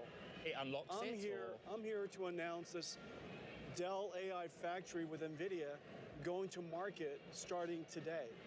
In order to do this, just think about what an AI factory is. It has CPUs and GPUs. It has networking, switches, incredible amounts of software in systems connected to storage, and the miles of cables alone necessary to build up one of these things. Well, Michael turned it into an easy bit. And so that just as Dell did early days with PCs, they're now doing this with AI factories, so that any company can come to Dell and with a specification or the requirement, they could get into the business of producing. And this is the big idea, producing intelligence at scale. So Bill is a buyer. It's actually already happening. And companies like ServiceNow had the engineering resources to sort of build their own with our help and capability. But now we're already doing this with hundreds of enterprise companies. And there's also some services that go into this because it's a new thing, it's a new architecture. And you saw us announce new capabilities today around storage and networking. Again, it's this whole solution. And we've created the easy button so that enterprises can kind of quickly implement and deploy these tools. You could think about it through the lens of your customers that are themselves enterprise companies, probably of smaller size. Do you think that they are ready for this AI factory investment that they're going to have to make, essentially? I know they are. Okay. Last week, for example, I had the pleasure of being with Microsoft and Satya, and what they're doing on Copilot, as an example, yes, is something that every CEO is well aware of. What they're big and small. Big and small. And we build our own domain-specific models on the ServiceNow platform. Why does that matter? Because we're really focused on experiences. There's an $11 trillion market in terms of GDP impact over the next 3 years, according to IDC. That is how we're going to help the world economy improve. Companies like Dell Technologies and NVIDIA and ServiceNow. Yes. But I also acknowledge your point. We have to be open. And for example, we have a great partnership with Microsoft. They're not in the room right now, but they're a great partner. You talk about them when they're not in the room, because that's very important to our customers, to have the Copilot and to have the Now Assist. We're reinventing industries with Jensen. Telecommunications was our first. You think about the networking path of a telco company. Think about service management. Think about Dell now with Now Assist and what we can do to combine that with Michael's incredible technologies. Every company in the world and every workflow for every company in every industry will be re-engineered in 24 months. This is a tsunami, Ed. This is a tsunami of change. And only the smart ones are going to recognize I have to plant the flag now. Whether the story is complete or not is not the issue. The train has moved out. It's on the fly. So you made this analogy, I think you were channeling Jensen, but the idea is that when you stand at the platform, the train goes by fast. If you're on the train, it doesn't feel fast. I want to extrapolate out. There's something that Michael Dell's very good at, if you don't mind me saying, Michael, which is selling to businesses, the public sector, probably in places, Jensen, that you don't have experience in, probably, given that the mainstay of your business is the hyperscalers. Do you believe that Michael Dell will convince those businesses to get on the train? No question about it. And do you need him to? Absolutely. We've been partnering with Michael for coming up on 3 decades to reach the world's markets. In the old days, one of the first things that we worked on was PCs for gamers, and then PCs for industrial designers and car designers and so on and so forth. We're able to reach the world's enterprise through our partnership with Michael and partnership with Dell. And the thing that's really, really extraordinary this time is that it's not about just delivering a box, it's about delivering an entire infrastructure. And that entire infrastructure is insanely complex. The last 30 years, both of our companies have changed a lot. And he said it early, that everything that we've done is in the perfect preparation for today. If you want somebody to help you build an entire AI infrastructure, call Dell. And they'll come in, not only do they have all the solutions and all the technologies, but they'll also have the professional services to help you stand it up and put it to work. And so we're working with Michael and Dell across everything, from CPUs to GPUs to networking to software, across the entire stack. Now, one of the things that it's so fun listening to Bill. I just sit here and just lay back. But, you know, they were early in recognizing the enormous transformative capability of generative AI. ServiceNow used to be a platform of tools. Now they're going to be a platform of tools and agents that help you use those tools. They're sitting on a goldmine of opportunities so that we could have not just the tools to use to run our companies. We're going to have an AI operating system to run all of our companies with all the agents necessary to help us do that. The next level down is the AI PC. It is here, according to today's announcement. Yes. I don't really even know where to start. You know, is the AI PC for the knowledge worker, or is it for every human around the world in the first instance? You know, every time you have a new wave of technology, you've got kind of the early adopters, and at some point, you know, you inflect where there are mainstream use cases. And what's really going on right now inside companies is you had this incredible surge in buying PCs about 4 years ago with the pandemic. That was COVID related, right. Yes. And there was an enormous, you know, we have the biggest installed base ever.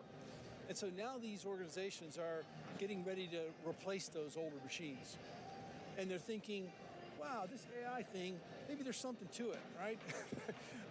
That could be daunting, though. If you take Bill's position, for example, he's made all the infrastructure investment and probably software and talent investment, and now he's thinking, okay, I've got to deck out my 24,000 staff around the world with AI PCs. Is that fair? 100%. And we can't wait to do it. We're ready. We're ready to go. The other thing you got to remember, too, is the enterprise is a total mess. You said that on stage. Let me explain what's happening. That's your own industry you're talking about. Exactly. But the industry is very good at what it does. So for 50 years, a half a century, everybody sold into an individual buying center or a silo. Finance, HR, sales, development. So now what you have is an unintegrated enterprise. So if you're a CEO right now, you're looking down to use AI, you're like, well, wait a minute, my people are swivel chairing between 17 applications a day, costing them almost 1/3 their productivity. Why do you need to change? Because you can. And a lot of them don't know that. It is one single device. I'm talking about a laptop or a desktop computer. But let me explain. Let me explain.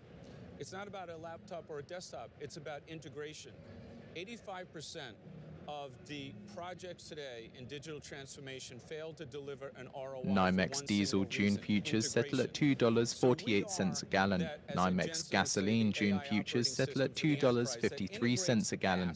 NYMEX WTI crude June futures settle at $79.80 a barrel. That's down 26 cents or 0.32%. On-premise is cool again. So what companies have to do is enable AI, but you have to do it by dealing NYMEX with natural the gas past June also. futures settle at And I think $2.75. simultaneously, if I was in a CEO situation and not working for ServiceNow, I'd have a co-pilot, I'd have Now Assist, I'd have the NVIDIA stack running everything, and I'd be using Dell technologies across the enterprise. And you know what? I'm doing that. You are doing it, but I grew up with Dell computers, right? And I'm talking about me playing Age of Empires, CD-ROM, that Dell computer. Right. Convince me and millions of people around the world that they have a place for the AI PC in their lives. You had 5 models, right? And that's quite a lot of choice for first gen of a nascent technology. You might disagree. All our new PCs will be AI PCs, right? And the reason is that anything that you're doing that has an edit prompt is going to be sped up because every software developer in the world is figuring out how to use all this new power in the GPUs and the NPUs in these new AI PCs. Neural processing units for the exactly. initiated. So that experience will be better. So when your PC is now 4 years old, it's time for you to get a new one, right? You're going to want the one that speeds up those new capabilities. And inside your company, they're going to want to make sure you have that they don't want to buy a machine that's going to last for several years that doesn't have that capability. Jensen, where is NVIDIA's place in the AI PC? I know you as gaming. That's again, I grew up with the gaming side of NVIDIA. Do you have a place in the AI PC market? Come back next year. There's exactly. There are a bunch of NVIDIA GPUs and Dell PCs, and Dell workstations. All of our GPUs have the same tensor cores that are running in H100s in the cloud. And so every one of our GPUs use AI to do its work. AI, of course, is going to transform gaming. All the NPCs, the non-player characters, they're going to be chatbots. Think about development time, how it will be cut, for example. Creating worlds is going to be easier. Instead of instruction-driven computing, it's now intention-driven computing. So it's easier to write programs. Python programs will be even easier to write. Video conferencing will be a lot better because of it. But what you did with Blackwell and other products is you innovated by saying, okay, let's combine GPU with CPU. Is that the next iteration for you in AI PC? You go, okay, here's the NVIDIA CPU that goes with it. We want to support every CPU the world makes. And there are places that want x86, we support x86. Yes. There are places that prefer ARM, we support ARM. We just went to ISC, and the top most energy efficient supercomputers in the world are now powered by Grace hoppers. And so wherever it makes sense, we'll support the right CPUs, but we'll support every CPU. Let's talk about the US leadership side of this. With 3 American CEOs, is that news, frankly, in and of itself, that across all parts of the supply chain, they are American companies that are leading, Michael Dell? I'm not really really sure that it's news because it's been, the U.S. has been leading in innovation for quite some time, but it's certainly a great thing for the United States and the U.S. economy to have, great companies like NVIDIA and ServiceNow and Microsoft, here driving innovations, driving productivity and efficiency, and the world requires these new technologies to enable everything. You talked on stage about your experience of the supply chain, your global experience of doing business, but do you see the same investment in Europe, Latin America, Southeast Asia, as you do in the United States on both the corporate and public sector side? It's coming. Jensen and I spent a lot of time talking about this and how it's expanding out, and we're seeing, you saw an example from South Korea on stage, yes, right, with Samsung. You see this in the Middle East, you see it in sovereign AIs that are being built up. And, for a country to encapsulate its own culture and language and beliefs, that's happening in every country in the world. Well, Jensen, you and I have discussed sovereign AI in the past. Some recent news being Japan as an example. But I go back to my same question about the durability of this market. Moving beyond the hyperscalers to see big commitments at the nation-state level. Again, is today's news an indication that happens because of AI factories, or are they running two separate paths? No country can afford to outsource its intelligence on first principles. Every country has its native natural resource called its language, its culture, its intelligence. And now people realize that because their country's data is part of their natural resource, not just the copper mines and the gold or the lithium or whatever it is, it's also the data is also part of their natural resource, and they have to make sure that they harness that natural resource and transfer it into artificial intelligence. In order to do that, they need AI factories in every single country. It's also the case that many countries have excess power. You mean energy? Energy. Power. Excess energy. And so that excess energy ought to be translated into intelligence. And this new industry, this industry of producing intelligence, is one of the greatest opportunities I've ever seen. One of the things that you were asking about earlier about how quickly AI will be adopted, it is far easier to interact with a computer that understands your intention, what you want, because it's intelligent, than it is to program the computer one line of instruction at a time.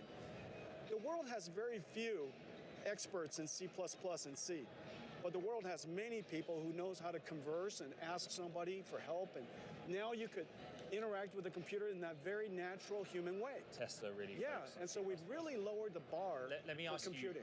We're running out of time, gentlemen, but Jensen, overnight we had a new Taiwanese president sworn in. You've told me your position on China, but you both talked on stage about how global this is. You're still quite dependent on TSMC to manufacture your chips. Do you still focus on what's happening in Taiwan, what's happening in China? You've been very clear about your product side with China, but still geopolitically, US leadership impacts a key market. Well, Taiwan is at the epicenter of the world's technology supply chain. Without Taiwan, it would be very difficult for Michael and I to do our jobs. It would be very difficult for us to serve Bill and his company. And so the technology industry depends very heavily on Taiwan and continues to for some time. Let's end on energy and power. People are conscious about it. Bill, we talked about your infrastructure investment. We talked about maybe AI PC upgrade cycle, but your costs. Does it keep you up at night? That's a classic question, isn't it? Well, I think it's all about the returns that you get on the investment. If we weren't expanding our margin profile and growing our revenues at a record clip, it'd probably keep me up. But we are, because the AI revolution is the biggest market we've ever sold into. I do want to make a couple points. One is, it's very important what you started out the interview with, the openness. So with LLMs, we have a policy where any customer doing their own LLM or working with another large language model, they can bring their own to ServiceNow and fully integrate it into the platform. I want that on the record because this openness is a key part of our overall strategy. Why does that matter? Because of the globalization effect. If you look at NEOM, we're doing a smart city in the Kingdom of Saudi Arabia. If you look at our great brand ambassador, Idris Elba, we're now going to build a smart city together in Sierra Leone.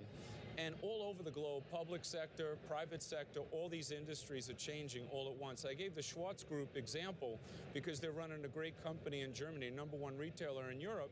Everything is being reinvented in that company by AI. So please know, Ed, this is not like a little thing. This is the biggest thing any one of the three of us have ever seen in our lifetime. Pretty intense place to end it. Michael Dell, Chairman and CEO of Dell, thank you for hosting us here in Vegas. Jensen Huang of NVIDIA, Bill McDermott of ServiceNow. Thank you. Back to you guys in New York. All right, Ed, thank you so much. Great conversation. Bloomberg Technologies' Ed Ludlow there with Dell Chairman, Founder, and CEO Michael Dell, and NVIDIA, co-founder and president and CEO Jensen Huang, and of course ServiceNow Chairman and CEO Bill McDermott. If you missed any of it, just head to Bloomberg.com or check it out on the Bloomberg terminal. We're also going to have analysis of that conversation in just a moment. A lot packed into it. Right now, though, let's get a check on the trade and top business stories. Here's Charlie Pellet with a Bloomberg News Flash. Thank you very much. We're looking at a decidedly mixed market right now with the Dow lower, down by about 0.4%. S&P up 9, little change, now up just under 0.2%. We've got NASDAQ climbing higher at a record of 111, a gain there of 0.7%. 10-year 4.43%, that 2-year 4.83%. Spot gold up 0.9%, 24.37 the ounce, and West Texas Intermediate crude down 0.3%, 79.82 for a barrel of WTI. Investor Day for J.P. Morgan Chase today. J.P. Morgan Chase shares, they're trading lower by 3.7%. Again, recapping, S&P up 10, a gain there of 0.2%. I'm Charlie Pelleton. That is a Bloomberg Business Flash. All right, Charlie, thank you so much. As you know, we just heard great conversation with Bloomberg Technologies' Ed Ludlow, catching up with Michael Dell, of course, Chairman, Founder, and CEO of Dell, NVIDIA co-founder, President, and CEO Jensen Huang, and ServiceNow Chairman and CEO Bill McDermott. Brent crude futures settle at $83.71 a barrel. That's down 27 cents or 0.32%. A lot of talk about AI PCs. Okay, so with some thoughts on the conversation and what's ahead for both companies, and in particular NVIDIA, the AI darling and focal point, which of course, once again, a top performer in the S&P 500 for a second year in a row. Not a surprise if you've been following. Dell doing pretty well this year too. What did you say to me earlier? I think up 90% so far this year. So far this year. And NVIDIA reporting earnings on Wednesday. With us, Bloomberg Intelligence senior semiconductor analyst Kunjan Sabani, who covers NVIDIA, joining us from our San Francisco bureau, along with Bloomberg Intelligence senior technology analyst Woo Jin Ho at Bloomberg Intelligence headquarters in Princeton, New Jersey, who covers Dell. Kunjan, I want to start with you. NVIDIA certainly top of mind, not just because of today, but because of Wednesday. What did you learn from Jensen Huang just now in that interview with Ed and Bill McDermott and Michael Dell? Yeah, nothing surprising. Everything that we have been hearing since the last GTC. The focus now, after sort of conquering the large cloud providers, the focus now for NVIDIA has shifted to, again, conquering the enterprise landscape, where Dell as a partner is very important for them. Most of the spending until now has been coming from the cloud providers, but now the second wave of spending we expect will be coming from enterprises, where partnerships like this are critical for NVIDIA to gain the massive market share there as well. Woojin, I want to bring you into this because you covered Dell, and what was interesting, Tim and I are listening and get it, like there's interesting things going on, but did we essentially have three companies who will benefit big time by having AI, generative AI needs met by having companies create on-premise infrastructure build outs, if you will? Is that kind of what we saw, what was going on a little bit? Yeah, so I think we are starting to see that. It's still fairly early on, to Kunjan's point. The one thing I will say, over time, what you are seeing right now is a lot of the focus is on the cloud. But as training LLMs move from the cloud to inference, you're going to start seeing localized deployment of LLMs. So that's going to go back to on-prem or some sort of hybrid cloud type of deployment. That's going to benefit guys like Dell, and I believe a company called CoreWeave was mentioned on that as well, and also other co-location companies that's going to benefit. So, we've had this hybrid cloud premise for quite some time now, not only myself, but also Anurag Rana with IBM, and I think it's going to play out with AI. Before we go back to Kujan, because we want to talk a little bit about AI PCs, Woojin, I want to ask you, why does it have to be localized? There's a debate about the pros and cons between on-premise generative AI versus doing it up in the cloud, and there's pros and cons, I believe, to both. Well, I mean, on-premise it's more of a privacy issue than anything else. If we remember the early days of ChatGPT, there was some very sensitive data that was uploaded to the cloud that people had access to in the public domain. We want to do more things on-prem if possible. That's number one, on a localized basis. Number two, there are going to be times where you're on a remote site where you will not have access to the internet or Wi-Fi whatsoever, or any kind of cloud connectivity. So if you can do some LLMs on-prem, that will help as well. Hey, Kujan, come on back into the discussion in terms of, first of all, the on-premise idea, and also what you're thinking about NVIDIA as we get ready for those earnings on Wednesday. Yeah, I mean, look how Jensen said, on-prem never left. It was always there. It comes down to the workload use case, right? So when you have these mission-critical applications, financial data, defense data, security data, you do want it to be run on-prem. Now, the question has back in that cloud always has the most robust ecosystem. If cloud is only where you can get generative AI, you are sort of forced to, or desire to go to cloud, but you would want enterprises which run mission critical applications would want to run all those applications on-prem as well. Woojin, I'm wondering about this idea of an AI PC, because just a few weeks ago, actually it was last week, we had Durga Maladi on over from Qualcomm. He's head of AI over at Qualcomm, and he talked a lot about the AI PC. And I'm curious, we heard a lot about that from Michael Dell just now, and from Jensen Huang. But explain to us what exactly an AI PC does for the average worker. What are the tasks that she or he are going to be able to do on it? Sure. So let's talk about AI PCs fairly quickly. If you think about an AI PC, there's actually a neural processor unit, an NPU, that's embedded inside the PC. We saw some of that on the Apple iPad demonstration a couple of weeks back. And what it's trying to do is essentially automate a user's task. Let's think of it this way. When you open up the PC, the operating system, it's going to dossier by looking at your messages, your emails, your calendar, and say, hey, these are the 4 or 5 things you need to get done, and we'll collect all of the information needed for you to be ready, right? Think about the hours that it'll save you from looking at your email, searching the docs to get ready for your meeting, and then being prepped for your meeting. So all of this stuff, that's one of the key benefits of AI PC. I don't think we'll see it for years for that to happen, because there's a bunch of applications need to be put together or stitched together via API to help support this. I gotta say, Kujan, it feels like Jensen Huang is like the most popular guy at school right now. It's really fascinating to see kind of those three in a conversation. It's not the leather jacket, he wears them all the time, I get that. But it does feel like everybody just wants to kind of be associated with NVIDIA in some way. What did you make of the three of them in conversation in particular? I mean, you've got it exactly right. Look, this is the most sort of anticipated earnings every quarter and sort of a bellwether for AI. Look, from an earnings perspective, we keep on looking at him, right? And whether it's the numbers, the beat and raises, whether it's the roadmap that NVIDIA comes out with, because it's sort of fueling the spending, the adoption across the ecosystem, and it's no longer just impacting the company itself, but also the ecosystem around it.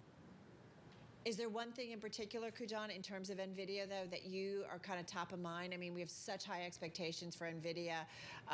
Again, a top performer in the S&P 500. Last year, it was the #1. I think it's a little bit down the list, but it's right there. Top of mind for you. Yeah, going into earnings, 2 things we're going to be focusing on. One is sort of the engagement or any kind of color around its Blackwell shipping ramp, which we expect in the second half and the next year. So that will be very important for full year 2 years out number estimates because we expect Street to give upside to those numbers, and a lot will be coming from the commentary from the Blackwell. Second thing we would really like to see and ideal to see would be more color on their software revenue ramp, because we expect this to be getting more and more important as time goes on. Hey Woojin, 10 seconds. What are we going to be using first, an AI PC or a PC or an AI smartphone? AI smartphone. Apple's going to come out with something. All right, there it is. Good Guys, stuff. great stuff. All right, Bloomberg Intelligence Senior Semiconductor Analyst Kujan Sabani, and of course, Bloomberg Intelligence Senior Technology Analyst Woojin Ho. Guys, thank you so much. Great breakdown of that conversation. Still to come, we've got the Wegovy copycat drug. Yeah, it's a thing. One more thing, though, coming up next. This is Bloomberg.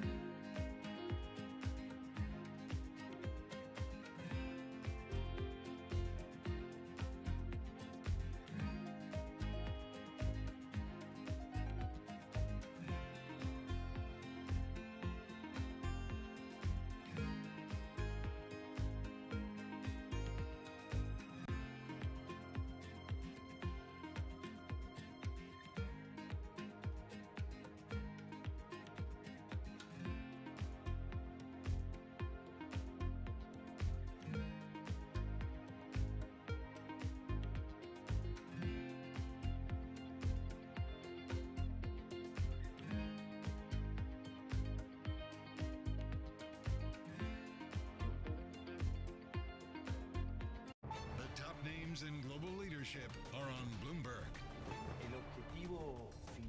The ultimate goal of doing away with the central bank still stands. The discussion regarding the central bank is primarily moral in nature. The way we see it, there has been a cultural change in Argentina. Today, wages are miserable. Not through our own fault. That is due to 20 years of populism. Argentines have understood that populism is no solution, and that the quick fixes they sold to them during the last 100 years, both the criminal politicians and criminal economists, they were all false. And we need to opt for a pure orthodox market-based solution. And that's what's going to make us succeed. And that's what's underway.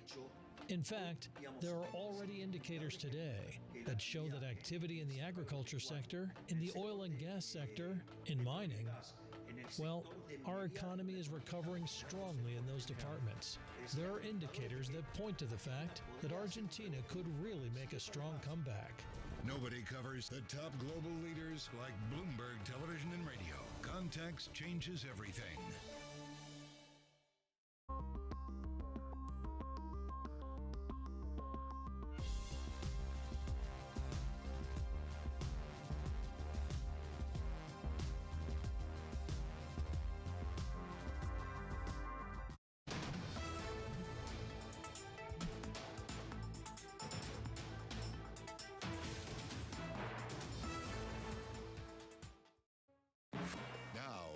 Company news headlines on Bloomberg Radio. From Bloomberg World Headquarters, I'm Charlie Pellet. We have got Alphabet's Google planning to spend $1.1 billion to build out its main data center in Finland because of its easy access to green energy. Google says this expansion will increase staffing by a quarter to 500 people this year and next. Shares of Alphabet, they are advancing today. We've got Alphabet up now by 0.7%. Hims and Hers Health is jumping into the hottest part of the healthcare market, and that is weight loss shots. Part of the company's pitch is the discount. Wegovy, made by Novo Nordisk, costs roughly $1,300 a month for injections without insurance. Eli Lilly's Zepbound is similarly priced. Hims says it is offering a treatment with the same active ingredient as Wegovy for $199 a month. That undercuts Big Pharma by as much as 85%. Hims shares, they're up today by 29%. Norwegian Cruise Line Holdings has raised its full-year profit outlook for the second time this month, while also updating its midterm strategic vision. Shares of Norwegian Cruise Line Holdings, they're up by 7.1%. Royal Caribbean up 4.4%. Carnival Corp up today by 6.7%. The cruise industry has been subject to unprecedented demand this year, with Royal Caribbean and Carnival also reporting record booking levels. Test workers are living in fear of a Dear Employee layoff email over a month into CEO Elon Musk's plan to slash at least 10% of the company's workforce. He is still not done, and sources tell Bloomberg it means anxious employees wake up every day to check their messages to find out if they still have a job. Those are our top company stories, and this is Bloomberg. You're listening to Bloomberg Business Week with Carol Messer and Tim Stenevec on Bloomberg Radio and Television. It is Bloomberg Business Week. Let's get a check on the latest world and national news. We got Amy Morris in the Bloomberg 99.1 newsroom in Washington, D.C. Hey, Amy. Hi, Tim. The prosecutor at the International Criminal Court at The Hague wants to issue arrest warrants for Hamas leaders and Israeli officials, including Israeli Prime Minister Benjamin Netanyahu. The White House says that seeking those arrest warrants is, quote, outrageous. Prosecutor Karim Khan lists the specific charges. The crimes include starvation of civilians as a method of warfare, willfully causing great suffering, serious injury to body or health or cruel treatment, willful killing or murder, and intentionally directing attacks against a civilian population. President Biden released a statement saying the U.S. will always stand with Israel against threats to its security. Donald Trump's criminal hush money trial underway. Trump's defense attorneys just said they may rest their case today. If that's the case, that means Trump won't testify. There's been a lot of speculation over who Donald Trump will pick as his running mate in the quest for the White House. One name that has emerged as a possible vice presidential pick is Republican Senator Katie Britt of Alabama. I am sure he has a long list, many of which are our colleagues, and we're rooting for them for sure. Bottom line is we're going to all do everything that we can to get Donald Trump back in the White House and also take back the Senate, because the fate of our nation is at stake, and we believe that that's worth fighting for. Republican Senator Katie Britt of Alabama speaking with Bloomberg's Anne-Marie Hordern. Global news 24 hours a day, whenever you want it, with Bloomberg News Now. I'm Amy Morris. Now back to Bloomberg Business Week with Carol Masser and Tim Stenevec. All right, Amy Morris, thank you so much. Well, let's get to our one more thing, and basically watch out Wegovy and Ozempic, because there is a new kid in town, cheaper weight loss drugs. Hims and Hers Health is the company that we're talking about. Charlie talked about this, right? Yeah, Charlie talked about the increase in the company's stock price today, up 29% so far today. But if you're in New York City, you might have seen this company advertising on the subway. They reached $1 billion roughly in sales. What you could do is buy easy, cheap, generic versions of popular drugs. And now they're using that same playbook, kind of, to jump into weight loss drugs. And I gotta say, this is not certainly a name or company that necessarily has been on my radar in terms of what we do regularly here. But what's interesting is a big pitch is that they offer a big discount. So Wegovy, made by Novo Nordisk, you folks know that, costs roughly $1,350 for a month of injections without insurance. Eli Lilly's Zepbound, similarly priced. Hims says it's offering a treatment with the same active ingredient as Wegovy for $190 a month. That undercutting Big Pharma by as much as 85%. That's quite a discount. Okay, it's a discount, but there's kind of a catch here. It's not the exact same drug. It's a compounded version of the drug. So these drugs still have patents, so there are no generic versions of these drugs yet because those patents haven't expired.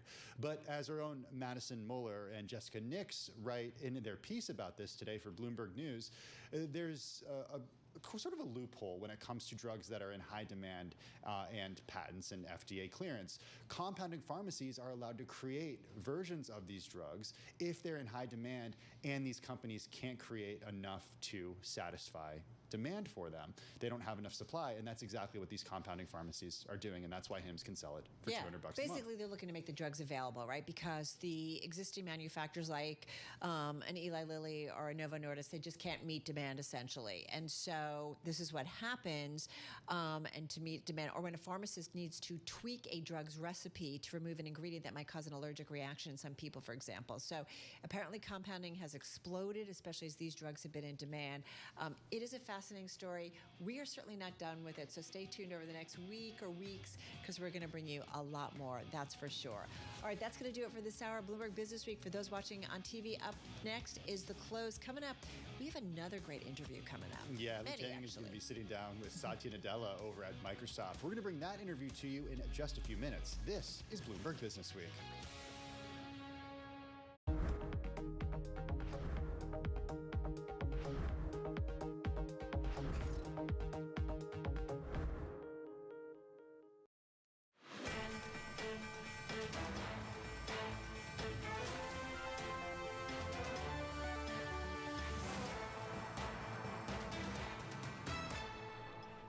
Live from Studio 2 here at Bloomberg headquarters in New York, I'm Romaine Bostick. And I'm Alex Steele. Do you have your tech party hat on? Tech party hat? Yeah. I thought I put my hat away last week. No, I thought we were done. That's what it is. Yeah. It's a tech party hat. This is taking a look at where we stand in these markets. We're going to record high on the NASDAQ, record high on NASDAQ 100, record high on the S&P, and guess what? It's all driven by technology. NVIDIA at one point breaching its is closing high earlier. This is going to be interesting, right? Because we talk about how much juice NVIDIA has seen and whether there's enough juice left in that stock.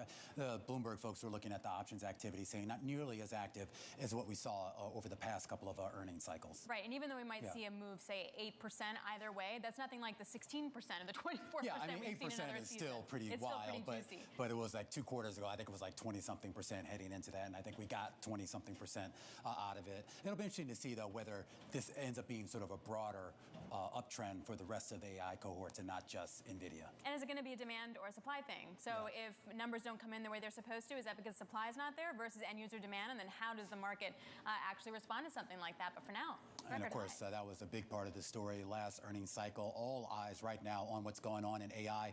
Microsoft trying to stay out in front. Satya Nadella, the CEO of Microsoft, joining us now with Emily Chang. Welcome to our Bloomberg television and radio audiences. I'm here in Redmond, Washington with Microsoft CEO Satya Nadella with some big unveilings at Build today. Satya, thank you so much for joining us.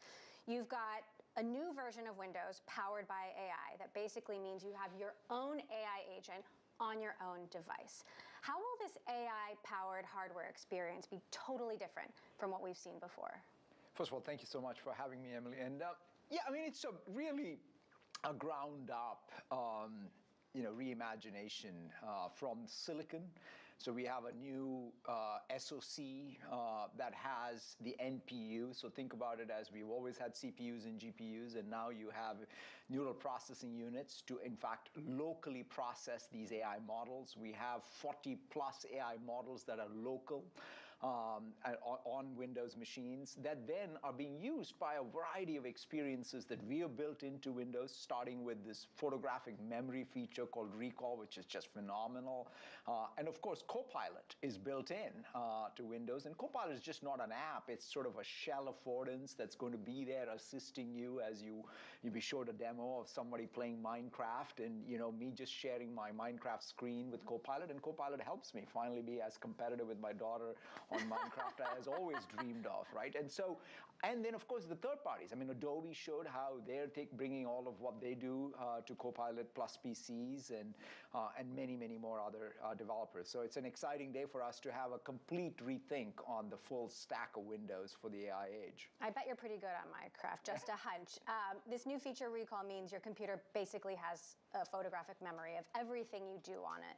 And the speed at which this is all happening is just so fast. It seems so unprecedented. How will this really make things different for consumers and change our daily routines? Yeah, I think if you think about the PC, it has always been about creating things, right? Which is, it's about being able to synthesize lots of information, create new information, pass better judgment, gain insights, and act, right? That's what you sort of do on a PC.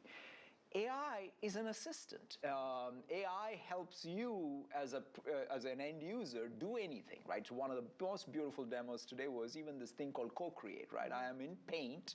and I'm painting a nice spring Seattle day, and I want mountains with wildflowers, and I can now have the AI assistant. That painter in me now can be inspired by AI, but ultimately I'm the one painting, and I get that satisfaction. I feel one of the things that's been one of my coworkers was telling me when her 5-year-old is saying for the first time, give me designer time. That's what felt, it feels like in the late 80s and the early 90s when we all fell in love with PCs.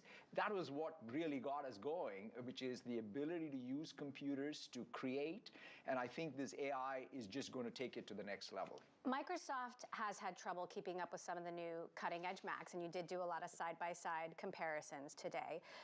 Have you narrowed the gap today, truly, and how much share do you think you can take from Apple? Well, I mean, I think today was a day where we brought some of the efforts that we've had for a long time all into focus and really brought cohesiveness to them, right? For example, we've been on this journey to bring, I'll call it ARM-based PCs for a while.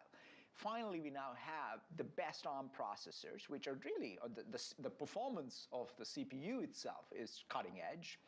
Then you combine it with the NPU and these experiences. I think we are now going to start, just like when it comes to the cloud. Let me take another one, right? Which is when we came from second and became a leader in the AI age on the cloud.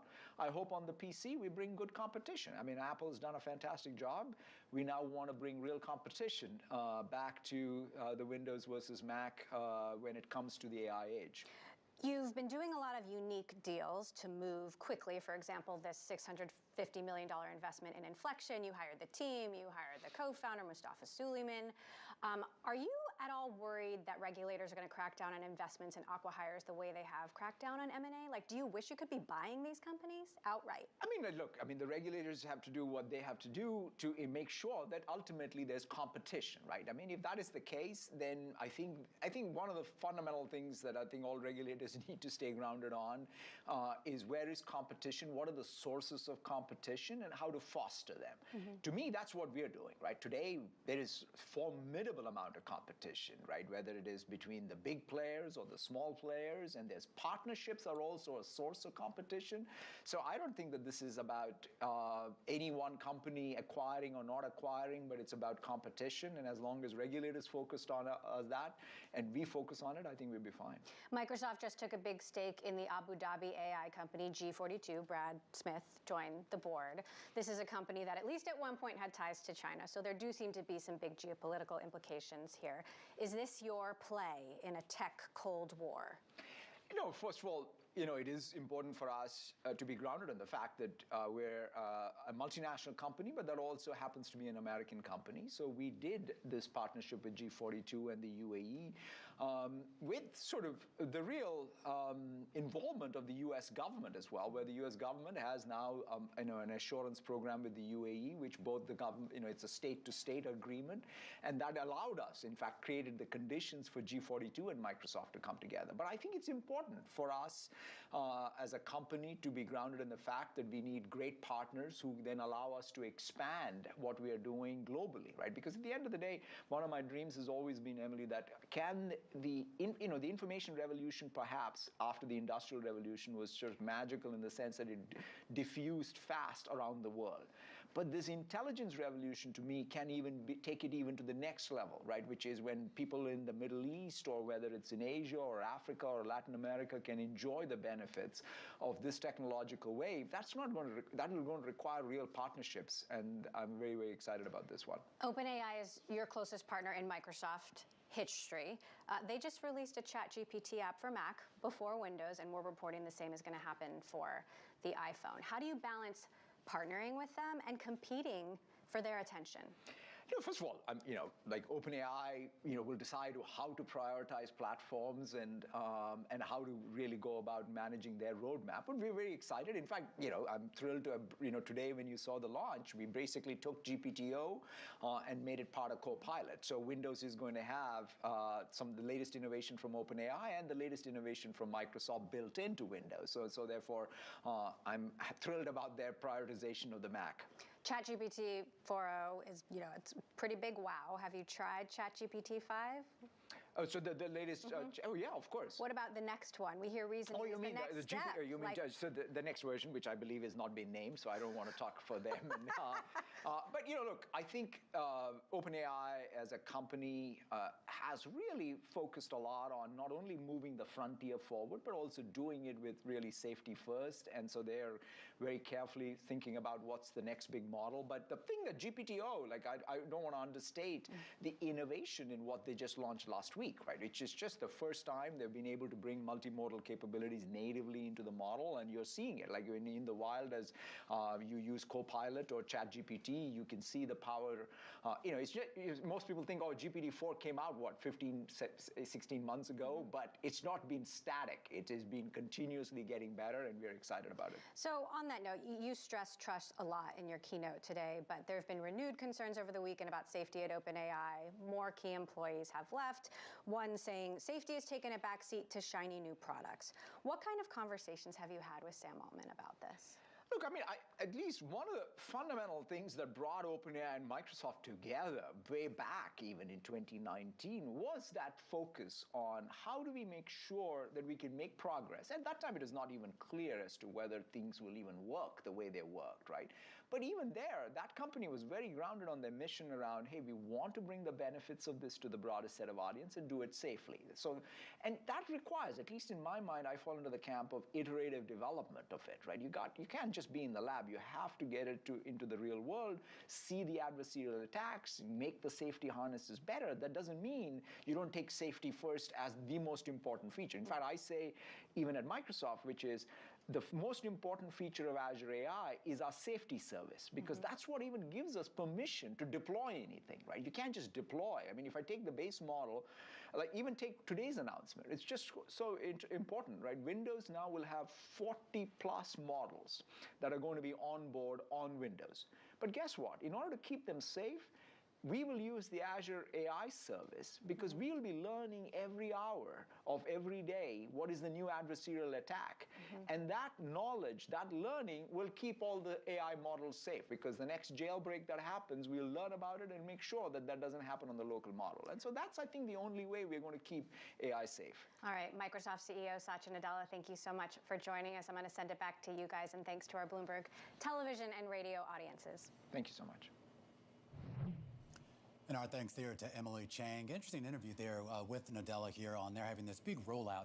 I think the idea that they have to completely rethink Windows, particularly how you integrate AI, and then at the end there, kind of seemingly responding to some of the criticisms from Alphabet about Microsoft's security lapses over the last few years and whether they're actually up for the task here on AI. And I was reading through the story too, just on some of the stats of this new PC, that it'll be more power and will be 58% faster than Apple's top-of-the-line MacBook Air M3. That's pretty, that'd be something. That's pretty impressive. Yeah, over $1,000. For how much? Well, the new machine's going to start around $1,000. Oh, start. So who knows? Okay, So like, right. here's so here's the hardware. Are they going to do like Apple, where I have to buy like the plug-in cord separately and all the accessories? So. Or like a Tesla. So, where it's like, really, $1,000 computer is more like a $3,000 buy-in. All right. Anyway, great interview there by Emily Chang. Satya Nadella, the CEO over at Microsoft, kicking off our show today with the big focus on tech. We are going to stick with this topic and talk investment opportunities in the space with Ross Gerber, CEO over at Gerber Kawasaki. And plus, shares of Him and Hers Health is surging as the company debuts weight loss shots at an 85% discount to Wegovy. It is our stock of the hour. And Zoom, remember them? Reporting results after the bell tonight. Instant analysis when those numbers cross. Stick with us. A lot coming up here on The Close. This is Bloomberg.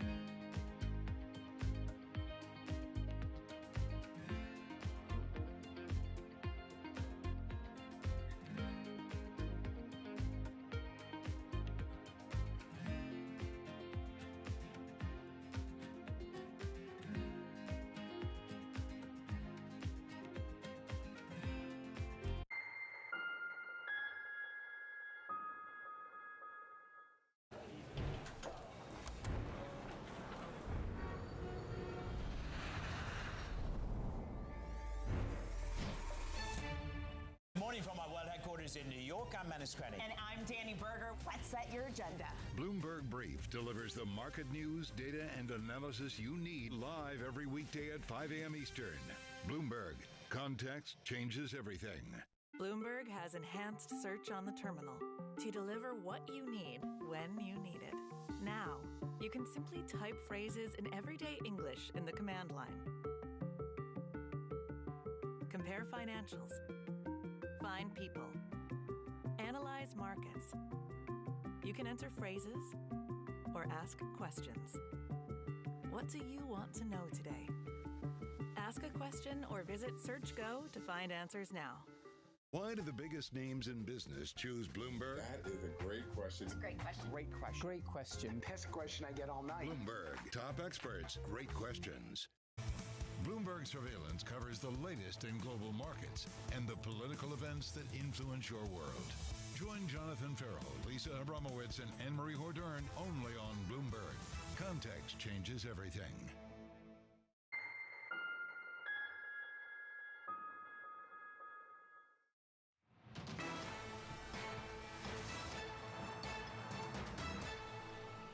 This is a great example of how you have an ecosystem of companies coming together along with all these incredible innovations in GPUs and compute, and storage and networking, and all the AI models and software companies that are utilizing all this power.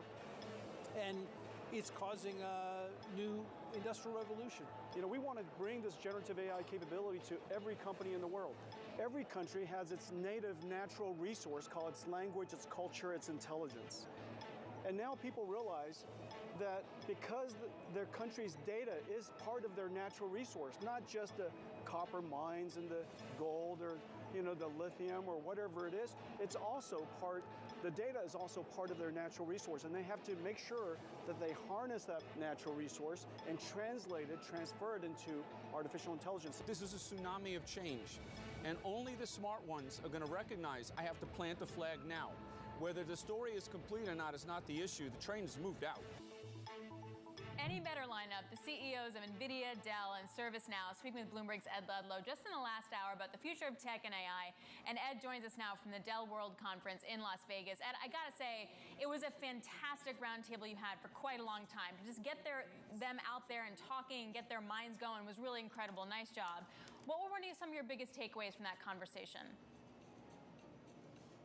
Well, I think everything's been about NVIDIA, right? And the story around generative AI has been the tens of billions of dollars that's been spent putting GPUs or AI accelerators into data centers. And those data centers are run by just a few companies, AWS, Microsoft Azure, and Google Cloud. But Dell is kind of back among the big names. And in summary, the story seems to be that Jensen Huang and NVIDIA have no experience selling AI infrastructure to smaller companies. Everyone else that's left. And they kind of need Dell to do that, and they're kind of finding their place in the next phase of the build-out that we'll see in AI infrastructure. And I am curious, when you talk about Dell's strategy specifically here, is that primarily to small businesses, or are they also trying to capture individual users like me and you? Question 5. Both. You know, what Michael Dell and Dell have been good at is that they have sales channels into small and medium businesses, enterprises. They sell a lot more to the public sector. They do all kinds of deals at all levels of government. And in the first instance, yes, Romain, you're talking about servers, basically. Yeah. Servers that power the training of large language models. But Dell also announced 5 AI PCs today at different price points. And it's something they've been hyping up for ages. You just get so sick of hearing the term AI PC. But the sense I get being here is it's now real. They'll start shipping them. And whether you and I buy one, I think that's the question. Because they're expensive, but also, like, I don't think we've quite worked out, like, how does one use an AI PC in one's daily life? That's still a big unknown. Yeah, absolutely, Ed. I mean, I think that's a big question for a lot of folks as they try to roll this stuff out. Really a great interview today. Ed Ludlow out there in Las Vegas, a sit down earlier today with the CEOs of Dell, NVIDIA, and ServiceNow. There you go. ServiceNow. I'm getting there. I'm getting old, but I remember. All right, a lot more coming up here on the show. We'll continue our focus here on tech and a closer look at Rubrik. This was the Microsoft-backed software company that just went public last month. New initiations coming out the gate. We're going to talk to one of the analysts behind that call. It's coming up next, right here on Bloomberg.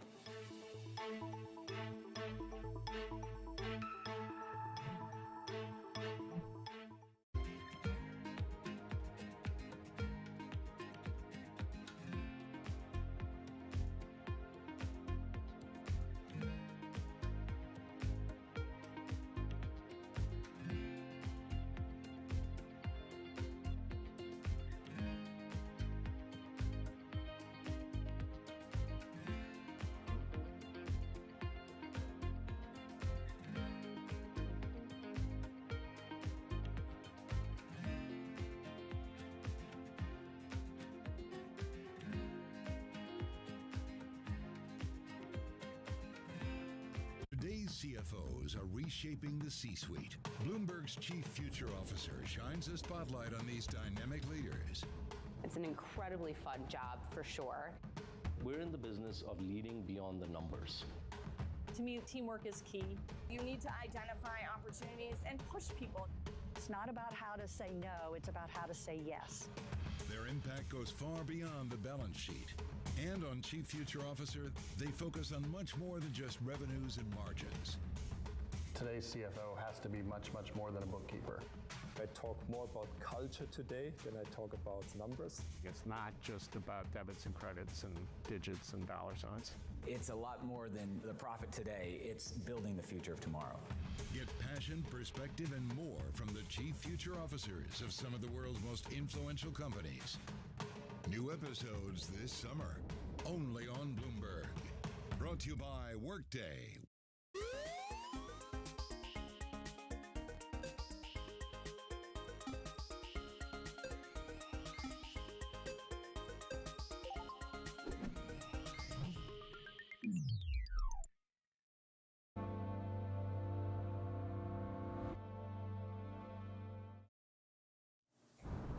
All right, some breaking news for you. Sprout social founders are in talks for a go private bid. This is according to Reuters. So Sprout Social is basically a social media management and intelligence tool for brands.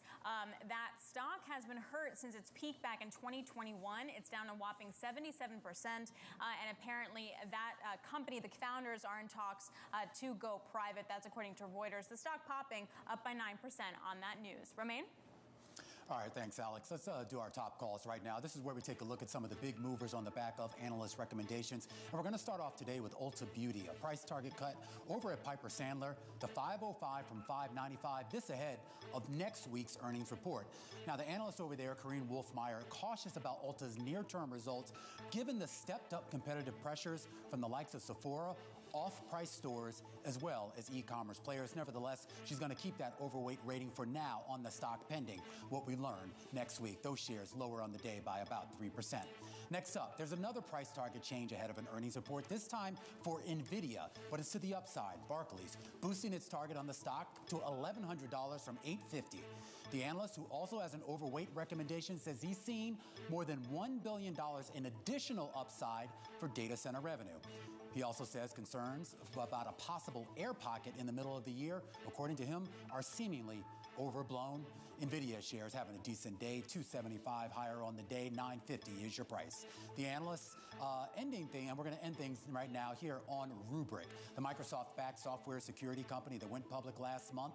A number of analysts starting coverage on the stock with mostly buy ratings, and that includes one over at Truist. The analyst there, Joel Fishbein, likes the company's approach to data security and cyber disruptions. He sees potential to grow revenue by at least 40% through 2026. Those shares, though, fractionally lower on the day, and those are some of our top calls. We do want to stay on that last call, stay on Rubrik, and stay on Joel Fishbein. He joins us right now, analyst over at Truist, to talk about the initiation here on the day. A lot of optimism, Joel, right now around this stock, and given its pedigree with Microsoft, and given all the attention right now around cybersecurity and AI, a 40% growth target, that looks reasonable to you? Absolutely. Thanks for having me. Rubrik's in a unique position. It's not only about cybersecurity, but it's also about data protection. And data protection's on the heart of everybody's minds. You guys reported a lot about what happened at United Health with almost every person's medical records have been exposed. It's cost the company over, close to $1.3 billion in losses. And cyber resilience is where the market is right now. It's only a matter of time before companies get breached, and how you're going to protect that data. And that's where Rubrik sits in the middle of cyber security and data protection. Hey, Joel, the majority of brokers initiated coverage with a buy or buy equivalent. The ones that didn't just said, hey, look, wait for a better entry point. What's your counter to that? My counter is that I think this is going to be, we're in print about $1 billion in revenue in FY26. I think this could be a $3 to $4 billion revenue company over the next, 5 years. And I think this is a multiple compounder. I don't want to get too cute to when I pick my entry point, but I think there's significant amount of upside to this company. They're growing customer growth at a 20% clip, and they're going after some much larger businesses. And this is a must-have technology. So I don't want to be too cute about where I pick my entry point. I think this is a long-term winner, and we'd be aggressive buyers right here. Well, just to kind of piggyback off that, Joel, I don't think anyone doubts the technology or even doubts the need. I do have a question, though, about competition. There are a lot of players in this space trying to do exactly what Rubrik is doing. I kind of understand how they can differentiate themselves. But when you look a couple years out, do you worry at all about some of those other players maybe taking a cutting into its business? I always worry about competition, and they should as well. As you mentioned, Microsoft's a backer of this company, but this is a big problem, and a lot of companies are going to try to solve it. Fortunately, a lot of the companies that were doing data protection haven't innovated, the Dells and the Veritaases of the world, and IBM to some extent, and that's where Rubrik's getting market share. But over time, there's other companies that are out there that have cutting-edge technology that will certainly be players in this space. So it's not going to be a winner-take-all market, and that always worries me. I do believe that it's a $30 billion market. These guys will get somewhere between 20 and 30% market share. Would be a big company, but there will be others, and it's a very good point. What was that, the total addressable market? How much did you say? So the way we've done it is it's about a $30 billion market, and that takes into two or three actually factors. Number one is legacy workloads that need to become modernized for the cloud. Number two is the amount of data growth. You touched on it in your opening remark, but about AI. AI is generating a tremendous amount of data. That all needs to be protected. And the third is the number of net new applications that are out there. We estimate there's going to be 300 to 400 million applications developed over the next 10 years. They're all going to need protection as well. So it's a big market, big problem to solve, and Rubrik's in a great position. Hey, Joel, thanks a lot. Really appreciate it. Thanks for jumping on. Joel Fishbein over at Truist. Thank you very much. Coming up, we'll stay with tech. We'll turn stock markets make or break at earnings this week. NVIDIA, more on the broader tech market with Ross Gerber, president, co-founder, and CEO of Gerber and Kawasaki. This is The Close on Bloomberg.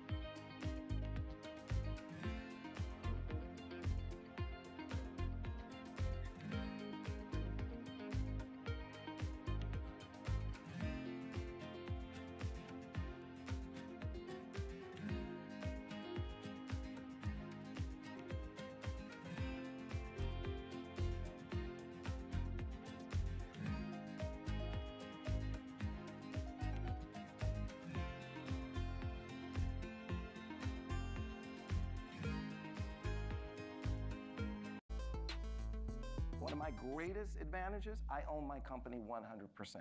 No board of directors. I make a decision, we move. And I had a guy say to me, runs a big media company. This guy ran a major division, Warner Discovery. Okay. It was just Warner Media at that time. He says, you know what, when we sit in our meetings, we don't talk about Disney. We don't talk about Paramount. We don't talk about Sony. He goes, you know who we talk about? I go, who? You. I said, really? He goes, yeah, you. I go, why? He goes, we are giant battleships, and you're like a little speedboat. And if there's gold on the beach, you run rings around us, get to the beach, take the gold, and by the time we turn our battleship around, you've already taken the gold. I go, that's right. I'm always going to be that entrepreneur. I started my company from my dining room table 30 years ago. 30 years ago. And I started by calling every television station, asking them to carry my once-a-week show. On average, they all said no 50 times, and I worked through about 50,000 no's to get 150 yeses. That guy that was at that dining room table trying to pay his phone bill is that same guy today, 30 years later. That fire is still in my belly. I still run scared, and I'm still running after that vision of building the world's biggest media company.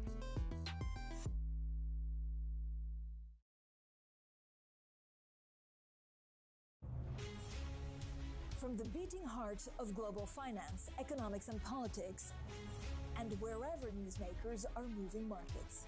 Bloomberg brings you conversations that allow for deep discussions and important insights. How has that shaped your strategy for the bank? Is this a new normal? Is this like a catalyst? Do you think we're in a new phase for dividend policy overall? That's a great question. I'm Francine Lacqua, and this is The Pulse, every weekday at 9 a.m. only on Bloomberg. Bloomberg covers the world with unmatched reach and resources. From more than 120 countries, the moment news breaks, 24 hours a day. Bloomberg, context changes everything.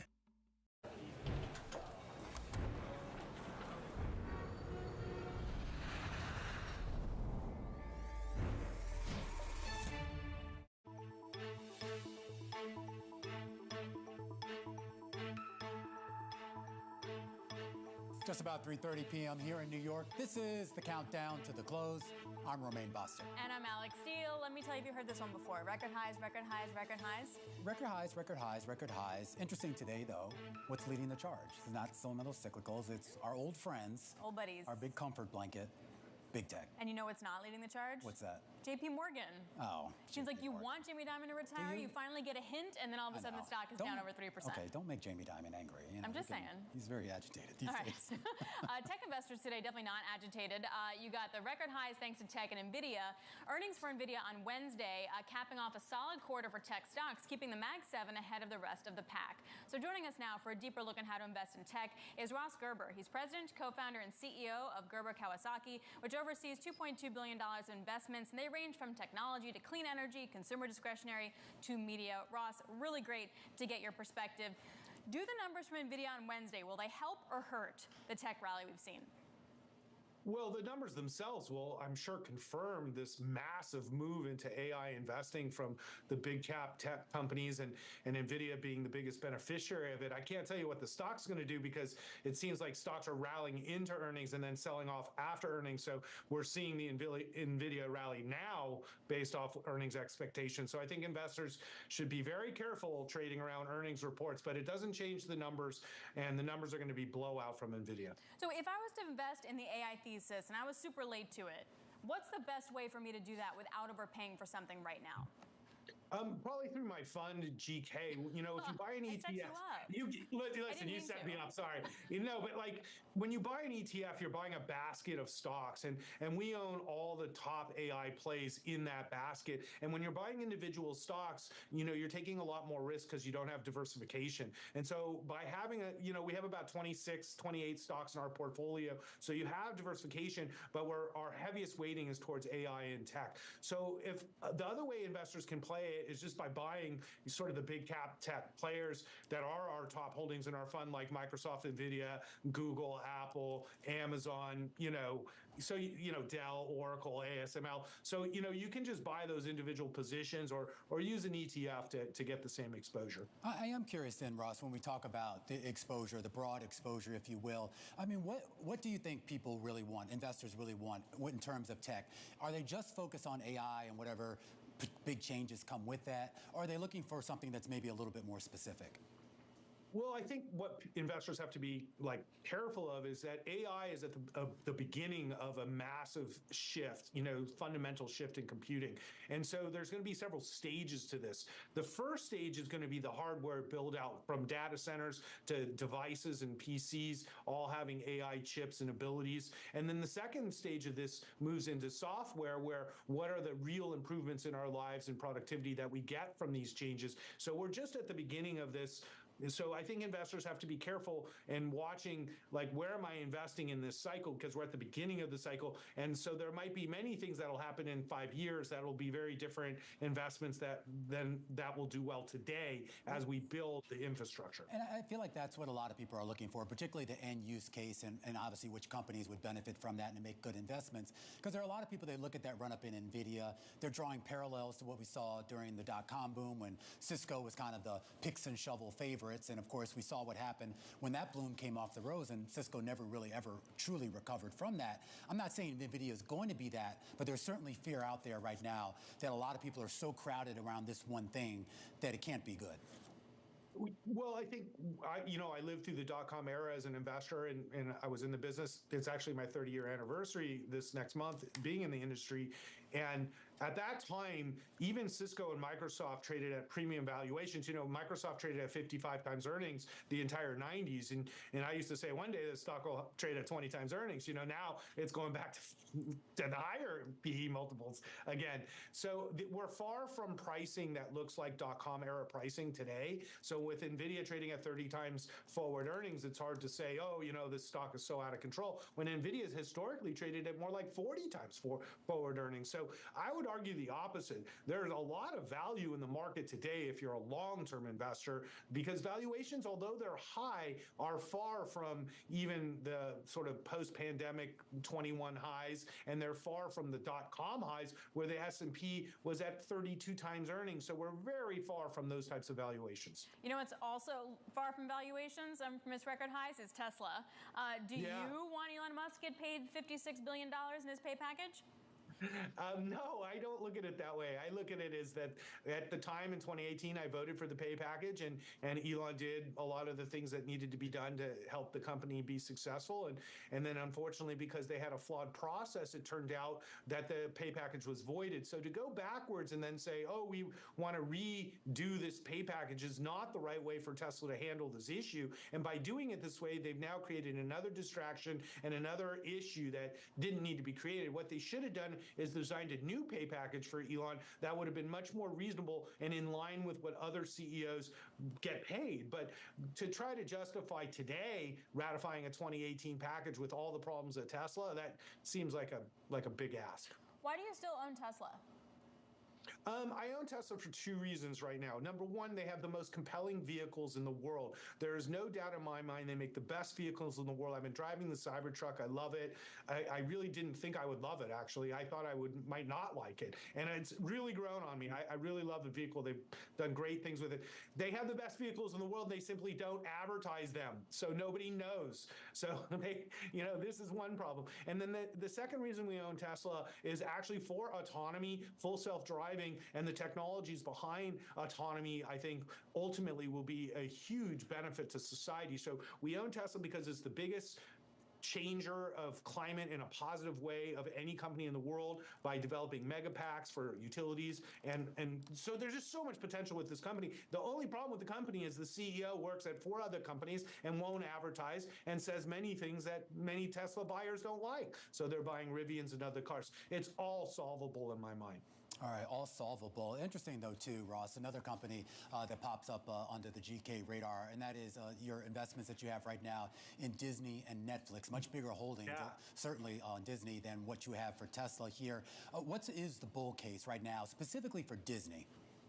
Well, Disney, we break down into 3 businesses, and 2 of the businesses we love, and 1 is troubled, but will get better. So obviously, Parks and Resorts is a cash flow king. It's a wonderful business. People love the Disney experience, and it's a highly profitable, growing division, which they're investing a lot in. Secondly, sports. ESPN as a standalone sports app will be incredibly successful, and they just have to get out of the cable bundle, and that's going to happen over the next year. This approach to ESPN sports moving forward is much better than the past, and we think there's a lot of value to be created because consumers love sports, and sports are where advertisers are going and where consumers are spending money, and ESPN is the top brand in sports. And then lastly, it's about, and then of course they have the streamers, which are a great business now that it's turning profitable. But then lastly, the part that's tough is traditional TV is dying, and they're still in the traditional cable bundle. And that will end over the next 2 years. But really what Disney needs are hit movies. That's what's always driven the Disney ecosystem. And as we look over the next 12 months, they have some really great opportunities for some great movies. And if they can get the Disney magic back, we think the stock is worth substantially more. Netflix, on the other side of the coin, is getting into sports, trying to be more like ESPN. They bought some NFL games. We love what Netflix is doing. Just They are killing it right now, and I'm really bullish on the future of Netflix. All right, Ross, got to get you back on soon to talk. Always great conversation. Ross Gerber, president, co-founder, and CEO over at Gerber Kawasaki. And Alex, I thought his last comment there on Disney, particularly with regards to new movies and new franchise, because it seemed like they'd just gotten it right. It was just put out a Star Wars sequel, put out a Marvel sequel, and then hope for the best. And we've seen the bloom is really kind of fun. Well, also the movies weren't very good. Yeah, like, the later ones were really good. Like, I don't know. Well, if you put one out every 3-4 years, you have time to put some thought into it. If you're churning them out like every 6 months, it's like you're going to get and you know what Disney doesn't some have? garbage. What's that? Bridgerton. Season 3. So that's also a problem in my world. All right, Bridgerton, and I assume a Netflix fan there coming up. We're going to see if she's a fan of him and hers. The stock having its best day in about 3 years. Why? Well, they're jumping into the weight loss gain and offering, well, a pretty sizable discount to Wegovy versus what you would get on other platforms. It's our stock of the hour, and it's coming up next. This is The Close on Bloomberg.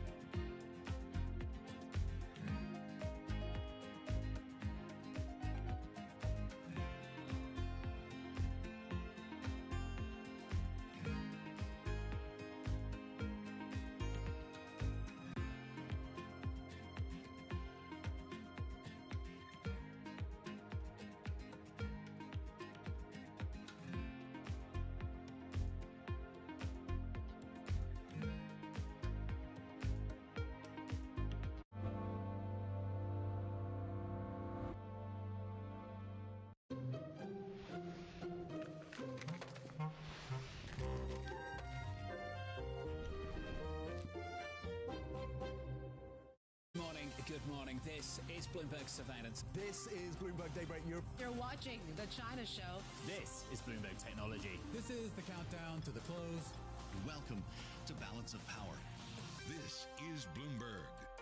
Welcome to the world of decentralized finance. With a surge in Bitcoin, you have crypto stocks also surging. Bloomberg's covering all things crypto, the people. This is a political attack, and we must hold our elected officials accountable. The transactions. Really a record-breaking moment. Bitcoin is the exit strategy. And the technology. Awareness is going to grow, and these things grow the overall industry. Crypto as an asset class is here to stay. Bloomberg Crypto, Tuesdays, only on Bloomberg.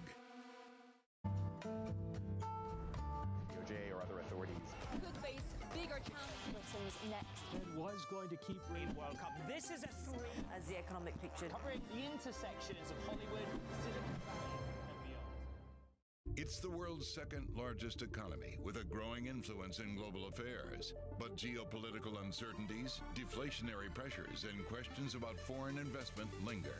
Bloomberg, The China Show, brings you the unmatched expertise you need to keep track of breaking news, in-depth market analysis, and the most influential newsmakers in and around China. Bloomberg, The China Show. Weekdays at 9 a.m. Hong Kong time, right here on Bloomberg. Context changes everything.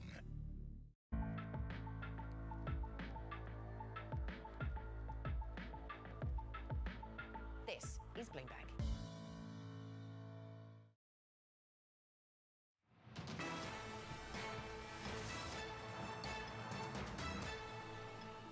All right, time now for our stock of the hour. A closer look at Hims and Hers Health. The share is up more than 20% here on the day, one of the biggest intraday moves in about 3 years. This after the telehealth platform announced plans to cash discounted weight loss injectables. This is a fancy way, Abigail Doolittle, who's here for our stock of the hour, basically saying you're going to get Wegovy from them for a lot less than what you would pay on one of the competing platforms. How do they pull that off, and what are they charging? So it's a Wegovy-like substance. It's a compounded version. Wegovy-like substance. Yes. Do I get real weight loss or just fake weight loss? Well, I guess that's to be determined. I mean, it's a compounded GLP-1, so it's not approved by the FDA, and that's the main difference in terms of it versus Wegovy. But plus the price, it's $199 versus Wegovy being somewhere between, let's call it $950 and $1,500 for a month, $199 per week. So let's call it $800. But the main thing is they have it. So well, that's what I'm curious. Is the optimism around the price, or just the fact that they're selling it? I think the fact that I think it's both, actually. I think it's the price is certainly a thing, but with Novo Nordisk, a lot of it, you can't actually get the Wegovy. So you can actually get this compounded substance. Easier than you can the branded stuff. Is that the idea? That's the idea. I mean, it was offered today. If you have you gone to their website? This website really blows me away. I mean, they're offering skincare, they're offering stress, everything. I mean, it's really, I'm like, if this is the healthcare of the future, I don't know if I necessarily want a piece of it. But if you go under the weight loss piece, which they just started the weight loss category last December, it now offers these shots. So you can basically go to one of their pharmacists, or you might also be able to bring your own script for Wegovy to them. Then they fill it. It's $199. I think that the biggest question, though, is are people going to feel safe using it? Because it's not approved by the FDA. So, and this is the thing with compounded drugs, is that usually what they did, like with Viagra, is they got the generic and then sold Viagra really cheap, and that's how they made their name, right? Well, you can't have a generic yet for the weight loss drugs. So the compound idea is you take a little bit, so you take it, but maybe you substitute one or two things. Make it. And you can do that. The government's letting you do that because they can't get the supply from the likes of Novo Nordisk. Yes. I wonder what the adoption is. I can make an argument that people will be scared, but also the argument that, hey, I want to lose 10 pounds, sweet. So I think that people are probably going to go with that wanting to lose 10 pounds, but the FDA is saying you really should. They did detect problems back in January with, I think, 2 cases of the substance. I think it's called semaglutide. There was adverse effects, and they're saying that folks should really wait for the FDA-approved version. But I think that, to your point, they're going to want to lose weight, and they're going to just go for this. It's cheaper. So I think you have all these effects. They're saying that by the end of 2025, their weight loss revenue will be $100 million. And they were even talking about this beforehand. This is not a surprise to analysts or the street that they're coming out with this, but the uptake, we'll see. All right, Abigail, thanks a lot. Great stuff. Bloomberg's Abigail Doolittle joining us there. All right, we're going to count you down to the closing bells with Carol Schleif, a Chief Investment Officer over BMO Family Office. Get her take on these markets at record highs. This is Bloomberg.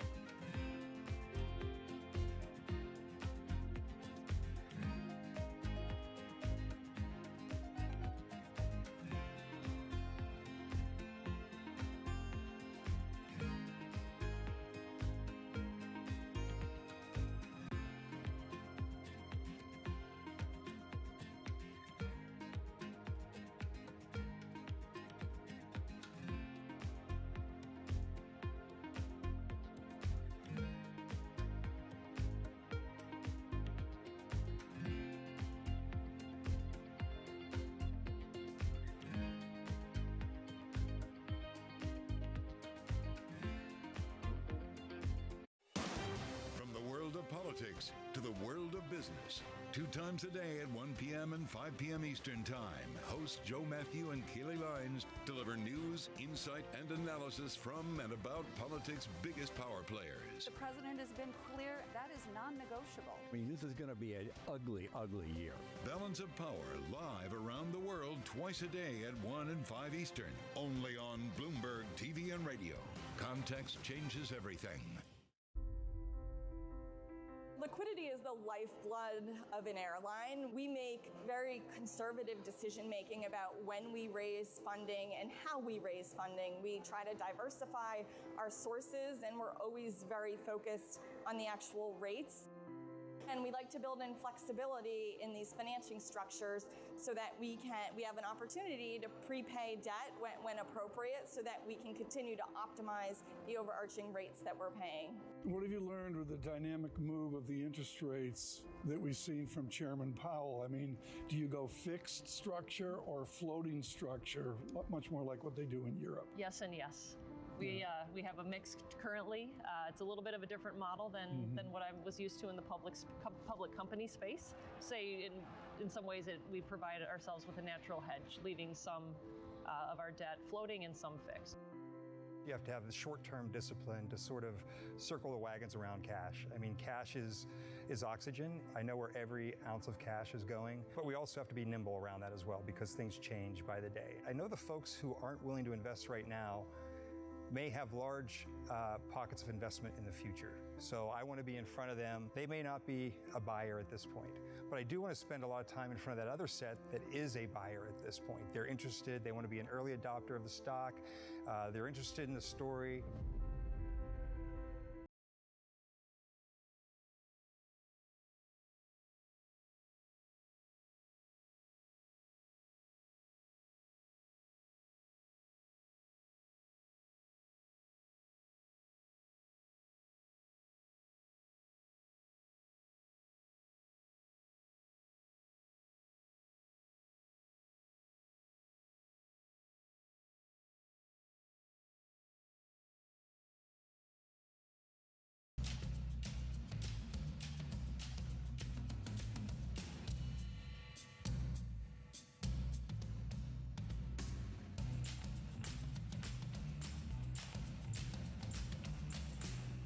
We're looking at the market on close imbalance.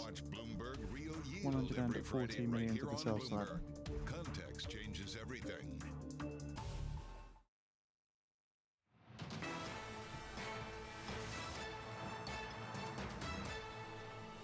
This is the countdown to the close. Romaine Bostic alongside Alex Steele.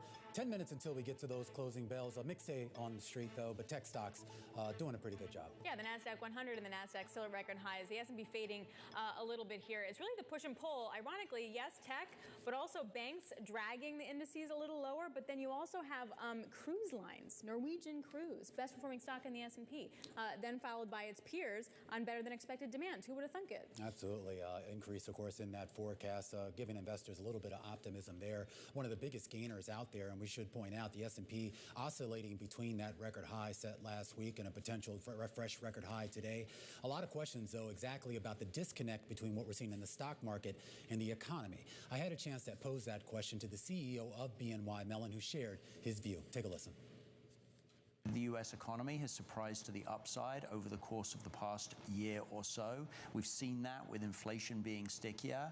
It's kind of a nice problem to have because it's really been the manifestation of the fact that we're benefiting from a whole bunch of different things in the U.S. right now. And now, not everybody's been participating in it, but for the 60% of Americans who participate in the stock market, there's been a psychological boost there when they see those new highs, and that contributes to spending, and there's a circular process here which feeds back to inflation.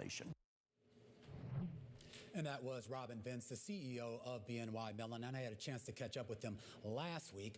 Joining us today here to kick off the week is Carol Schleif, Chief Investment Officer over at the BMO Family Office, to help us count down to those closing bells. And Carol, I want to get to this idea about the difference between what we are seeing in a stock market that has now reclaimed some of those record highs, and I guess the other parts of this economy sort of disconnected from the S&P 500 that, at least on the surface, appear to be struggling. Is this at all in conflict with each other? Not necessarily. It's really important to remember that the stock market per se isn't the economy, and the stock market does try to anticipate what's coming in advance. And if you think back a year or so many of the different business owners in particular and a lot of CEOs were hunkered down preparing for a recession, and we just didn't see that. And so part of this is catch up for the stock market as opposed to discounting the future. But as your prior guest, the commentary from BNY noted, there's a lot of really positive fundamentals underneath this economy, not the least of which is consumers in decent shape. Yeah. Yes, they're showing some fraying at the edges, if you will, but the employment and the fact that a lot of people, either housing values are up or stock market's up. So a lot of people are participating in this. And you can kind of see that in some of the data, Carol, but I'm curious as to how you feel when you hear people talk about a potential stagflation scenario. Do you sort of scoff at that, particularly given what we actually saw back in the 70s with real stagflation? Yeah, having grown up in the 70s and lived through that, this is not that stagflation in terms of you need stagnant growth, and we're not seeing the stagnant growth. We've got a lot of things going on underneath.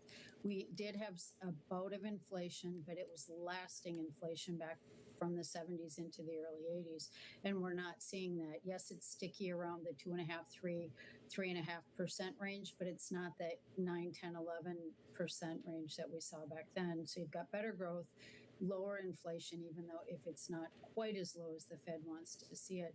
So we just don't buy into the stagflation scenario, and we actually think we would characterize it more as an economy coming off the rapid boil and coming down just to a nice simmer.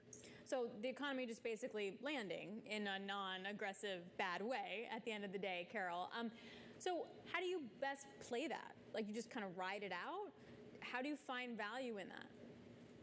I think there's places to find value around the globe. A lot of the focus has been on the United States, but there's also places internationally to look. There's lots of different asset classes, and there's a way to lean into the growth aspects of the market and still put some ballast in your portfolio by owning fixed income, especially because you're getting paid to own that fixed income.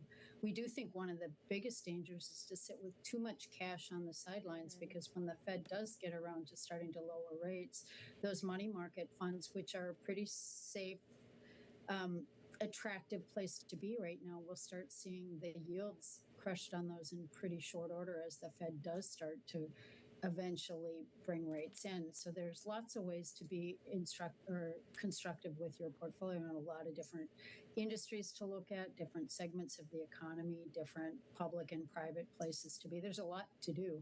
Yeah, no, I'm sure. So let's get to tech for a second, because tech is what making the record now. We have NVIDIA on Wednesday. Is it going to be a buy the rumor, sell the news kind of thing? We'll see with NVIDIA's earnings, and I'm not necessarily able to comment on individual stocks, but that segment in general, spending on data centers isn't going away, spending on training that data, and so finding the companies that have rich databases or data sets and the ability to train that AI. Also thinking on second and third knock-on aspects of it, in terms of just because you build a data center doesn't mean that there's an available energy grid to plug it into. And so there's a lot of different ways to play that, which we think will continue to spool out, if you will, as the year goes. Well, as people play that, I mean, obviously the big focus, Carol, has been on the chip makers and to a certain extent the software and data companies. But earlier today, our very Ed Ludlow had a chance to catch up with Michael Dell alongside Jensen Huang and ServiceNow CEO as well. And the big sort of discussion was really about how this pushes into the more consumer space, obviously PCs. We heard from Satya Nadella also at the top of the show talking about that as well. Is that ready for prime time right now? Is that investable right now? I'm not sure it's necessarily investable, but I think it's like early days of internet rollout when we saw it in the early 90s into the mid 90s. And there was some commentary back then about, especially 95 to 2000, you saw a lot of .com stocks play and then crash. But that didn't take away the fact that every company had to figure out their internet strategy. And so here, too, every company, no matter what sector they're in, is going to have to figure out how they're going to deploy artificial intelligence. And a lot of managements, when you dig down into it, have been looking at this, deploying it, playing with it behind the scenes, if you will, for a decade or more. And so it's those companies that are foot forward, those industries that are foot forward, and a lot of different corners of this market are going to benefit from it, from medical to logistics to consumer companies. It's going to touch all of us. All right, Carol, always great to talk to you. Carol Schleif, Chief Investment Officer over at the BMO Family Office, helping us count you down to the closing bells. Just about 2.5 minutes until we get there, Alex. About half the S&P stocks actually in the red here on the day here, more than half, I should say, but the S&P trying to hold on to some gains. Yep, it does seem to be where maybe sort of buy the rumor, sell the news situation, but it's really also banks that are weighing on here, particularly JP Morgan, one of the worst performing stocks in the S&P. Yeah, I thought the forecast they gave was pretty good. It was. Jamie Dimon, man. Just kind of sell the news? Or? He is changing his tune on those 5 years until retirement scenario, less than 5 years. All right, well, we are moving closer to the closing bell. Full market coverage of everything that happened today as we take you to the bell and beyond. Beyond the bell, Bloomberg's comprehensive cross-platform coverage of the U.S. market close starts right now. And right now we are 2 minutes away from the end of the trading day. Romaine Bostick alongside Alex Steele. We're counting you down to the closing bell. And here to help take us beyond the bell, it's a global simulcast with Scarlett Fu here in the TV studio, Carol Masser and Tim Stenovic reunited in the radio booth. Welcome to our audiences across all of our Bloomberg platforms. She's singing, guys. Radio, TV, YouTube, and apparently now we're also on Spotify. Might have been our last simulcast after that. I don't know. Oh, they're coming in. They're like, Carol, could you come here, please? Yeah, are we going to get another record, guys? I don't know. We're fading a little bit, aren't we? Yeah, we're fading a lot, right? It feels like from where we were earlier, it feels like, I don't know, are we just getting a little tired, quite a run-up this year, or just waiting for NVIDIA? Again, we're always waiting for something. I mean, Abigail was in here earlier, and she said just the past few days, everybody's been waiting for NVIDIA. Just such little volume, such little action, small moves, Scarlett. Everybody's just waiting for Wednesday. Everyone's just waiting for Wednesday, but let's not forget that either we're at record highs or at or near record highs, and it's not just for U.S. stocks. You also have the MSCI All Country World Index set to close at a high if it does end up positive. Gold and copper at record highs, so there's a lot of money being put to work. There's a lot of liquidity out there, frankly. I took pictures of some guy on 59th Street with like these huge copper pipes, and I took a picture. I said, I'm not taking you. I just want to take the copper pipes because copper's really expensive. And he looked at me like, go away, little girl. Just go away. I mean, there's a lot to say about both of those two things, but instead I will talk about Norwegian Cruise.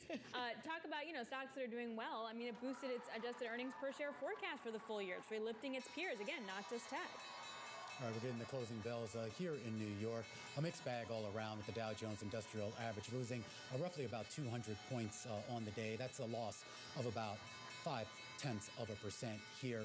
Interesting moves here in the S&P 500. It takes some time for these numbers to settle, but we should point out the record high from last week was at that right around that 53.08 level, and it looks like we did break that here today. So 53.08.24 it looks like is where we are going to settle at, and that would be a record high, but only by about, I think, less than a point or so. It's up about 5 points on the day, 0.1% higher on the day. The NASDAQ Composite up more than 100 points, or 0.7% to a fresh record high, as is the NASDAQ 100 and the Russell 2000. Modest gains here on the day, up about 7 points, or 0.3%. All right, Romaine, and just kind of an even split. If you look at the S&P 500, you've got about 213 names gaining some ground on this Monday session, 286 to the downside. So a little bit of a more down tone, if you will. And we've got Scarlett 4 unchanged. Yeah, I've lost track of the number of record highs the S&P 500 has set this year. I think this is 24. 24? Can I just point out the record high? I just wanted to double check was 53.08.15. We closed at 53.08.20. Just by a hair. So I don't know if you bought a hat for that, but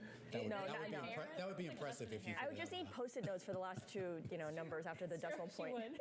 That's 100% true. All right, let's take a look at the sector movers here, because a pretty mixed day when you look at how many sectors finish in the green versus how many in the red. Let's start with the gainers, since we did close at a record high. Infotech, and that's really Jabil that leads the way there. 1.3% higher. Communication services also gaining, but just by 1/3%. Industrials also finishing in the green. On the downside, JP Morgan dragging the financials lower, consumer discretionary, and real estate investment trust losing about 2/3 to 3/4%. All right, guys, let's get to some of the individual gainers. And you've got number one gainer in the S&P 500, Norwegian Cruise, and also kind of lifting the overall group. Norwegian coming out, raising its full-year profit outlook for the second time this month, while also updating its midterm strategic vision. The cruise industry, we've known unprecedented demand this year. Royal Caribbean and Carnival also reporting record booking levels. So really the whole group was on fire today. Norwegian up about 7.5%. Carnival, by the way, up about 7.3%. All right, I'm sure you guys talked about this story. I'm guessing you did. Hims and Hers Health, a name that had never been really on my radar, but this one finishing off its highs. It was up 38% at its best levels of the day, 27% though at the close here. This is a company that basically is offering a similar treatment with the same active ingredient as Wegovy, but for $199 a month. It has to do with compounding, and when there's a short supply, which there are of these diet drugs, they're able to kind of create something very similar. Don't give away the whole story, because we're supposed to talk about this in a few minutes. Okay, I'm not going to give it away. Please. But anyway, an outperformer in a big way. NVIDIA earnings on Wednesday. This one an outperformer today, folks, up 2.3%. I'm sorry, what's the whole story? Now I'm intrigued. You're going to have to wait, Romaine. That's called a tease. Okay, all right. All right, there you go. NVIDIA up 2.3%. Got earnings on Wednesday. Barclays increasing its price target on the stock. The broker saying it sees more upside for data center revenue compared to current estimates. So, yep, we're all waiting for NVIDIA. NVIDIA. And Scarlett mentioned J-Bill. It was up about 5.5% in today's session, top in the S&P 500 earlier. The manufacturing services company confirming its previously provided fiscal third quarter projections for profit and revenue, and it also named a new CEO, some changes in the C-suite. So also mentioned that it completed an investigation related to corporate policies and saying that investigation did not impact financial statements or financial reporting. I'm done. Okay, the gainers. I got some decliners. I want to talk about JP Morgan Chase because it did trade to an all-time intraday high before actually falling more than 4% today. It fell 4.5%. The company came out and raised its forecast for this year's net interest income. It is its biggest source of revenue. But then Jamie Dimon told shareholders that his retirement timetable is, quote, not 5 years anymore, in response to a question about how long he planned to remain CEO. This all happened during the firm's investor day. He said that the bank is well on its way with its succession plans. He's been at the top job going all the way back to 2006. He's 68 years old. And earlier this year, he did move some of his top lieutenants into new senior roles. The idea is that it gives them more experience running other parts of the firm as he prepares potential successors. Ulta shares also falling today, down 3.3%. Ulta Beauty shares fell after Piper Sandler cut its price target on the retailer. Piper Sandler maintains an overweight rating on the stock. And I do want to end with Instacart here, down 4.4% today. It did slide as much as 6% earlier in the session after the company's CFO said at the JP Morgan Global Technology, Media, and Communications Conference that the company doesn't expect to exceed its gross transaction value guidance. She said the company's approach to GTV guidance is to try to provide its best projection of what's going to happen in the quarter.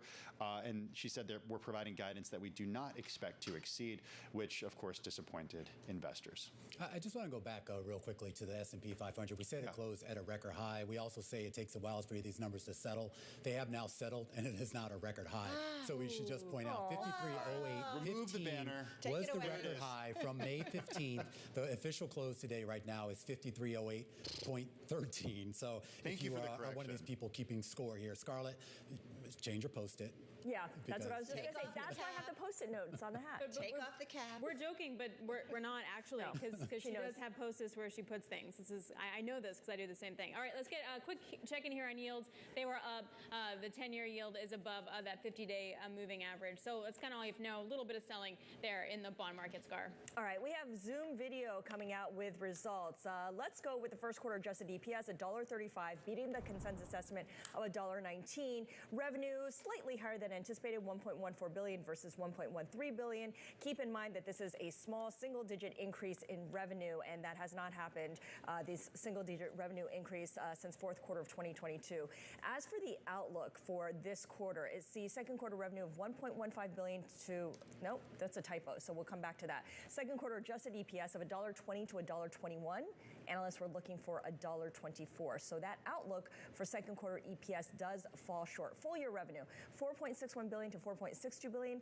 Previously saw about $4.6 billion. Analysts were looking for $4.61 billion. That's a very narrow range. You typically don't see that for these outlooks. It's like you put a piece of cold cuts like in the middle of it, like it's so thin. Hey, stock's down about 3.3% here in the aftermarket. So investors not liking it. Keep in mind, Remain, it's down about 11% so far this year. You've got about 5% of the float shorted, but yeah, investors not really loving what they've got here. All right, earnings out by Palo Alto Networks as well. The share is moving lower here in after hours trading. I'm going to start with the forecast. The company sees fiscal fourth quarter revenue at 2.15 to 2.17. The top end of that range is the average of analyst estimates. So effectively, the company guiding a little bit light. As for the quarter that just passed, the company reported fiscal third quarter revenue of $2.0 billion. The street was looking for 1.97. So pretty much in line with estimates. And it looked like on the EPS side, I'm not seeing the comparison, but they reported $1.32 there. But again, it looks like the bigger news here is that the full year forecast, the fourth quarter forecast coming in just a little bit light. Shares down 8.6% as we speak. The company CFO saying that they've remained disciplined in execution while investing in go-to-market and innovation, delivering constant profitable growth yet again in the third quarter, and they look forward to executing against the strategic goals and financial targets as they close out the year. I just want to go back to Zoom for a moment. So that company was talking about how they have about 191,000 enterprise customers, and they're really touting that. And I think that that's an important point to just capitalize on because it missed estimates, and that's where they're sort of putting all their money. They don't really care if us, you, me, Carol, all wind up getting Zoom. They really need the corporate customers to do that like a Meta did, and it looks like that estimate missed. Right. My family chats on the weekend don't matter. Yeah, they don't really matter. want, Bloomberg and everybody else to be on Zoom. All right. Compounding, by the way, just head to Bloomberg.com, Romaine, or the Bloomberg terminal. You can read that story, or maybe we'll talk about it. Oh, you should have given it all the way because we ran out of time. Sorry. I should have. All right, guys. Watching Palo Alto down almost 7% and Zoom down about 1.7%. All right, that's a wrap. Our cross-platform radio, TV, YouTube, Bloomberg Originals, Beyond the Bell. We'll see you again, same time, same place, tomorrow. And our coverage continues right here on Bloomberg Television, a deeper dive into some of the earnings that we just got out of Zoom, out of Palo Alto Networks, and a couple others. Stick with us. This is The Close on Bloomberg.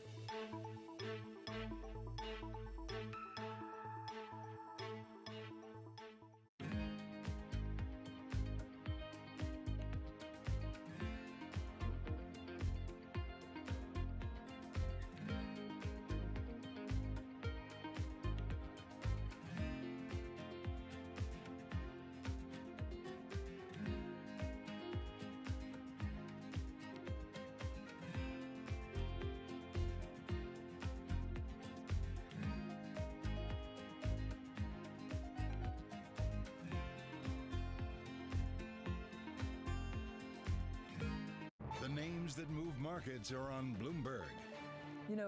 With all due respect and thoughts and empathy and sympathy for the people who are suffering at the moment, and there are plenty. It's not just Ukraine and Gaza, it's in many other corners of the world as well. But I'm constantly surprised by the level of resilience and the capacity to actually bounce back from those traumas.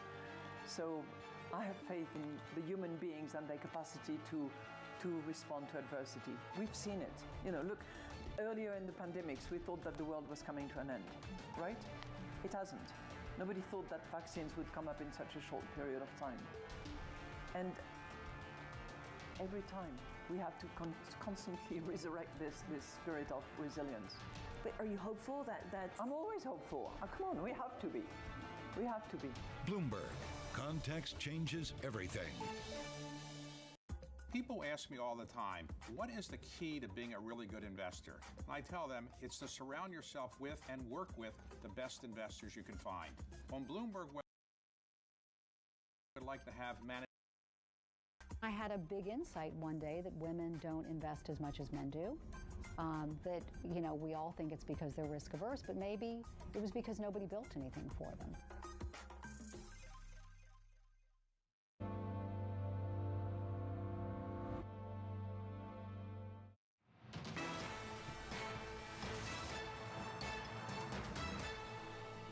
Welcome back to The Close. I'm Scarlett Fu. And I'm Romaine Bostic. Interesting start to the week, Scarlett. A mixed bag for the major U.S. equities. The Dow, of course, which hit that 40,000 last week, moving a little bit lower today by about 0.5%. And look at the S&P 500, 5308. We were joking about it earlier, coming in below that all-time high by just a fraction of a point. It looked like it was going to close at a fresh record high. Nevertheless, not really to be had today. That could change in a big way later this week when we get those earnings out of NVIDIA. We'll see if that provides a broader boost for the market. Meanwhile, take a look at the big boost that we're still seeing over in China. The Hang Seng Index continues to move higher, and the tech-specific indexes in Hong Kong and in mainland China also moving higher as people rush back into that. Meanwhile, the commodity space, a lot of activity there. I think Scarlett referenced this a little bit earlier. You take a look at copper, 10,889. At one point, it did break above 11,000 here on the day. Nevertheless, trading at a record high. And of course, everyone now talking all about that. And then here in the middle, I was taking a look at the travel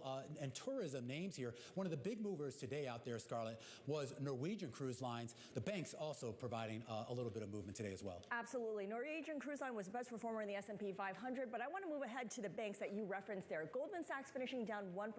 Financials as a group were under pressure pressure. We know JP Morgan held its investor day. We'll get to the details in a little bit. What stuck out for me was what Jamie Dimon said when it came to share repurchases. Basically, Jamie Dimon said that the bank is not looking to buy back its own shares at these levels, suggesting he thinks prices are too expensive. And you can see there JP Morgan closing down about 4.5% on the day. Norwegian Cruise Line, which we had mentioned earlier, the best performer in the S&P 500, raising its full-year profit outlook for a second time this month. It's investing in eight new ships and the infrastructure at its private island as well. So willing to spend as consumers spend to get away on different cruise ships. Now, our top story this hour is where are consumers struggling with high prices willing to actually spend their money? Plenty of companies are making a play for their dollars. McDonald's will introduce $5 meals. Target plans price cuts on thousands of items, both brand name and private labels, and Walmart has been an undisputed winner, raising its full-year forecast as wealthier shoppers trade down. Now, department store owner Macy's and specialty retailer Urban Outfitters will be getting their chance to present their strategies when they report earnings this week. Romain?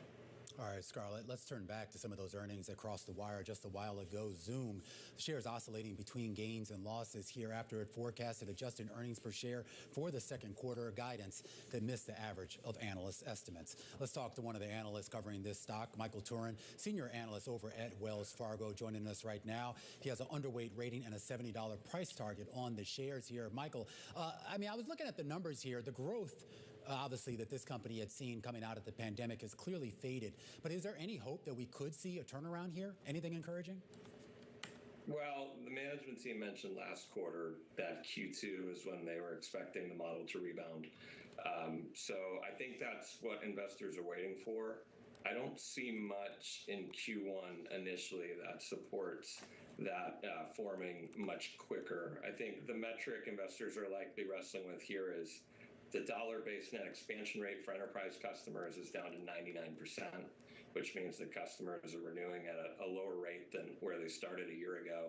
And the monthly churn metric picked up a little bit here versus what they were reporting. So following the close of the US cash equities markets, just going to give you guys a quick market wrap of the session today. So the stock market hovered near all-time highs just a few days ahead of results from NVIDIA, the last of the so-called Magnificent Seven companies to report. The S&P 500 closed above 5,300, and NVIDIA surged on a bullish analyst call. Ether led a rally in digital assets, fueled by expectation that opposition to an exchange-traded fund tracking the second-largest cryptocurrency is lessening. JP Morgan shares fell as Jamie Dimon indicated that the bank will not buy back much stock at these prices. Another slew of Federal Reserve speakers only reiterated the wait-and-see approach on rates. Treasuries edged lower at the start of a busy week for the investment-grade issuance as firms rushed to sell bonds ahead of the U.S. holiday weekend. 10-year yields rose 2 basis points to 4.44%. The opportunity to acquire something and take advantage of consolidation. We've seen a lot of software companies take advantage of the fact that cost optimization is very top of mind for decision makers. So were there to prove another product set, something else for Zoom to sell into that we were excited about. I think the thing the company does have is very strong brand recognition, a fairly active audience of users who use the product fairly regularly. It's just the challenge they're facing of capturing the market overnight. Yeah, well, the company's name is now a verb, so that's how you know that it's got name recognition. Here's the thing. Meta Platforms said last week it would shut down its internal workforce workplace communications tool and use Zoom's software, Zoom's hardware, and Zoom's systems as its replacement. Is that the beginning of more companies following in Meta's footsteps, or was that a one-off, do you think? I think that's more of a one-off. I mean, Meta has had challenges with things in enterprise. So I think this is their opportunity to leverage Zoom's employee experience platform and give their customers the opportunity to take on something longer term. I would view that as more one-off, but the question for Zoom is, can you add up a few of these one-offs to get to something more consequential? As you mentioned, companies now at single-digit growth, so investors aren't looking for heroics here. They're looking for a path to 5 to 10% growth, and just away from the potential prospect of growth falling negative here, which does not happen often in recurring software.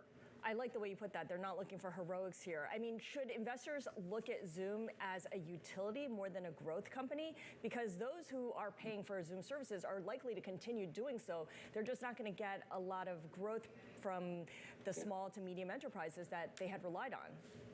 Yeah, it's a good parallel. I think one thing investors are wrestling with is that software has generally been a growth sector.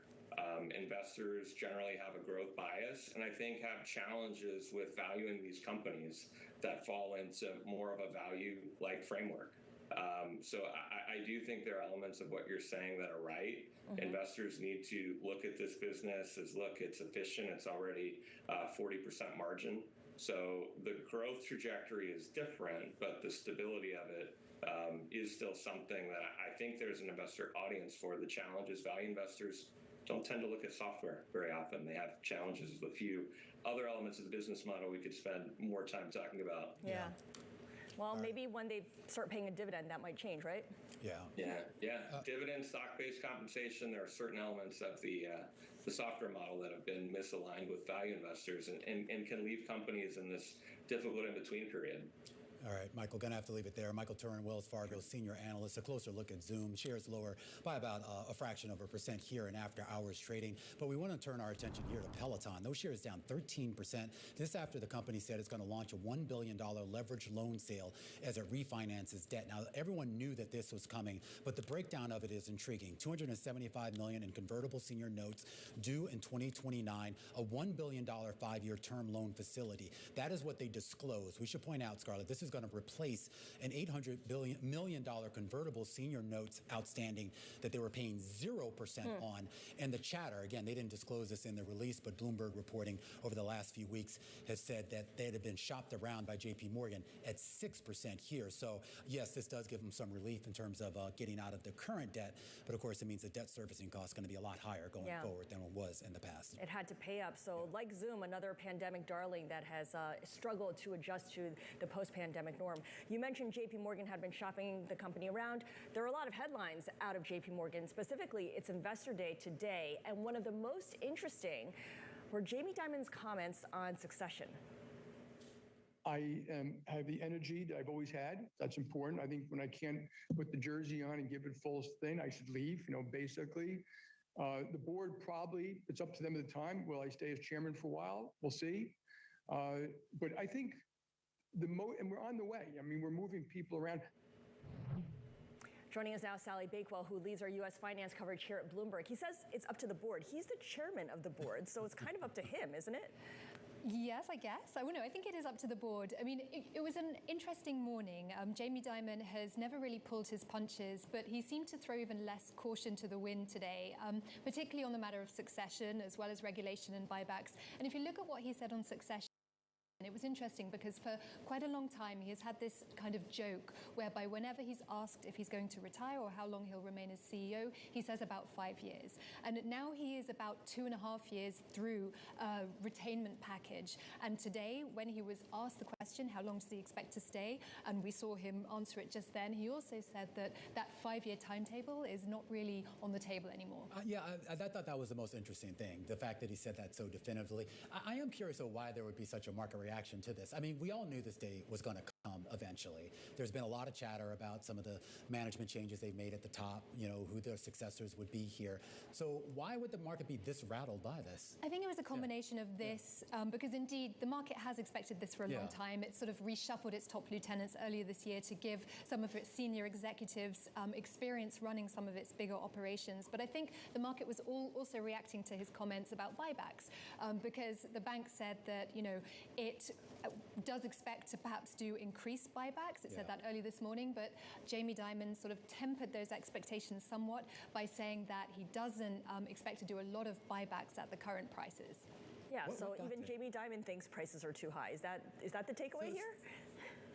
Yeah, I mean, he said that when prices decline, they will be a lot more aggressive about buying back stock. Yeah, I just wonder what got to him. I mean, you mentioned the board, and obviously there's a whole separate committee that does the search, so he wouldn't be involved in that, at least he's not supposed to be involved in that. But it raises the question as to whether we are seeing maybe the board flex a little bit more. There was a lot of talk about him losing his mentor. I think it was last year, right? The chairman last year, and a couple other folks. And so is this idea here that now the people on that board don't necessarily have the same connection? Maybe they are willing to finally say, look, you've done a phenomenal job, but it's time to go. I think no one probably really wants Jamie Dimon to go, but he's the longest running CEO on a Wall Street bank currently since the financial crisis. He's in his 18th year. He started in 2006. I think the question has loomed so large over the industry for so long, as it has among other Wall Street banks too. Yeah. And he's probably at age 68 realizing that he does have to address it because maybe he's just tired of answering the question. Maybe so he's just like, finally, I'm just going to retire.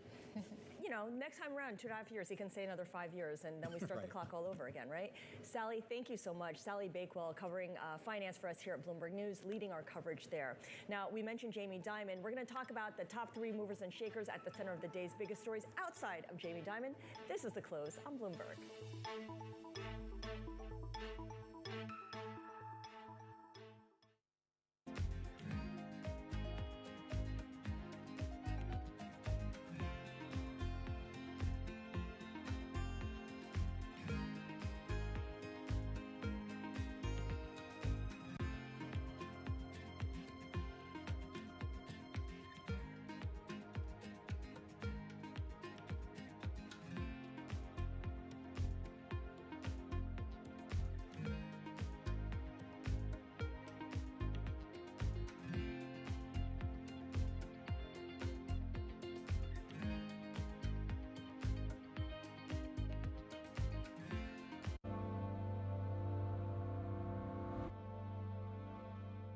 Next time on The Deal. I feel like I'm eating glass every day and just hoping that I don't get cut on the way down. Every day. That's what it feels like. You know, it's the entrepreneurs that don't get down on themselves and think, I'm a failure. What am I even doing this for? I could be doing other things. Like, once your brain goes there, you're done.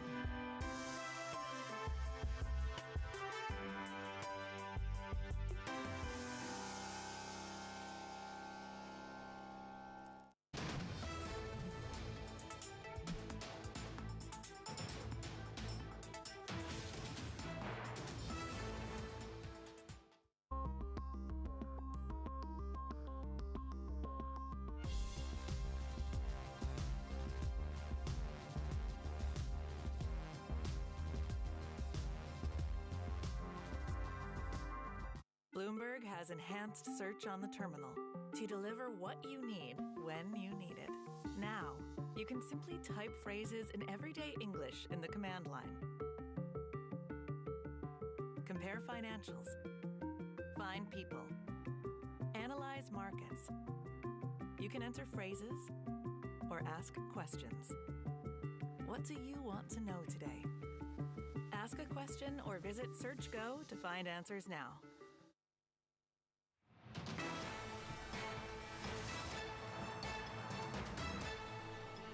Time now for the top 3, where we name drop the folks driving some of the day's most talked about stories. And first up is Eli Manning, the former quarterback who led his underdog New York Giants to 2 Super Bowl victories, now wants a team of his own. His private equity firm, Brand Velocity Group, is hoping to take advantage of potential changes to NFL rules that would allow PE firms to buy minority stakes of franchises. And of course, this is Bloomberg reporting. It has not yet been confirmed by the NFL, but certainly they're moving in that direction, Romain. Yeah, and we talked about that last week. This opens the door, and I guess who wouldn't want to have Eli Manning as part of their ownership team? Another person I'm keeping an eye on is Michael Sonnenschein. He just stepped down as the CEO of Grayscale Investments. It's going to be replaced by Pete Mintzberg from Goldman Sachs. That change going to be coming in August. Yeah, and officially he's doing this to pursue other interests, but that just opens the door to more questions. He's been there for 10 years. I mean, you know, I don't know. Should he stay for 18 like Jamie Dimon? He's young.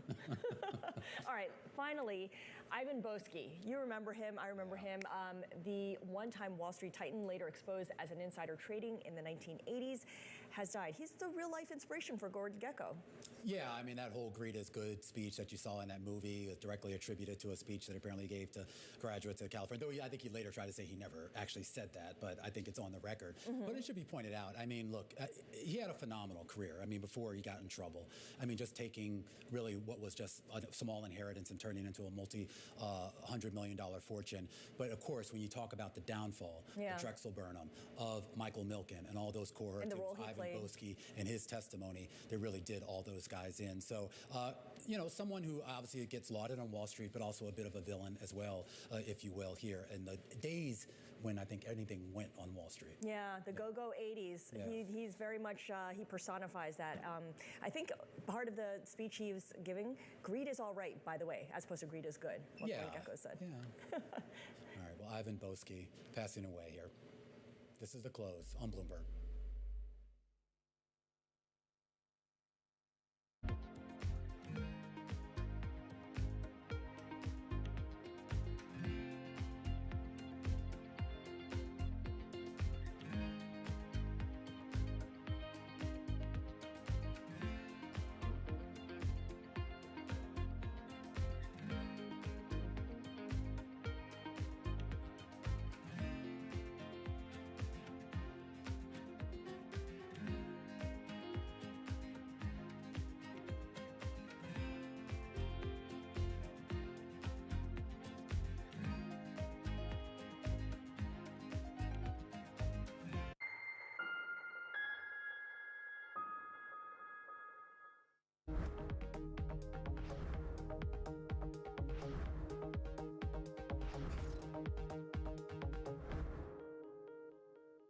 Good morning from our world headquarters in New York. I'm Manus Krennic. And I'm Danny Berger. Let's set your agenda.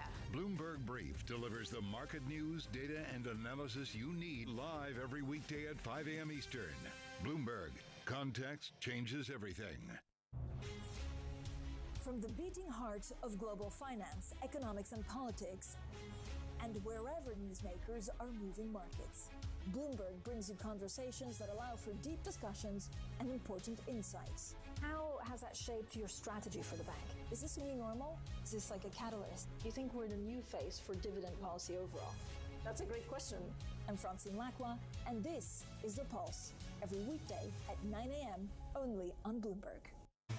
Bloomberg Surveillance covers the latest in global markets and the political events that influence your world.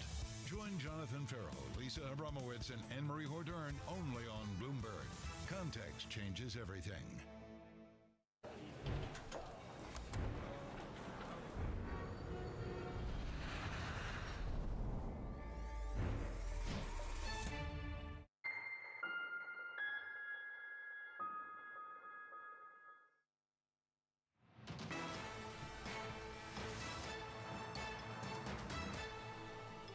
All right, let's go back in history. On this day, all the way back in 1873, U.S. patent number 139-121 was issued to a Latvian immigrant, Jacob Davis, and a German-born businessman named Levi Strauss. It was for an improvement in fastening pocket openings.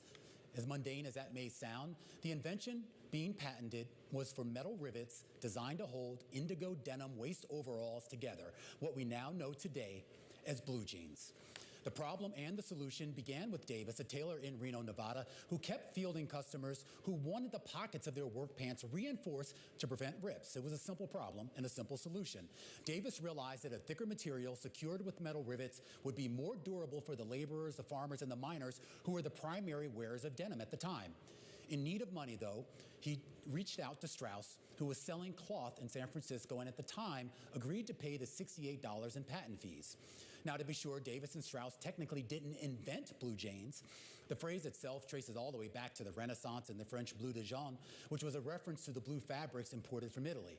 And that brings us to our question of the day. Blue jeans, as a phrase, was uncommon to use until the 1950s. Prior to then, denim pants, whether they were stopped at the waist or went all the way up to the torso, were referred to overalls or bib overalls, a catch-all term for workwear. But the change in vernacular was largely tied to a change in perception of the product. The first batches of Levi's were initially popular as work pants, but the introduction of that iconic 501 style helped denim cross over from utilitarian to casual. The transition to fashion accelerated further after World War II as U.S. soldiers sporting the brand around the globe captivated the aesthetic sensibilities of a burgeoning leisure class. It didn't hurt that Hollywood stars like James Dean and Marlon Brando prominently sported Levi's in movies, giving the pants a cultural credibility at the time when baby boom era and the accompanying affluence was beginning to take off.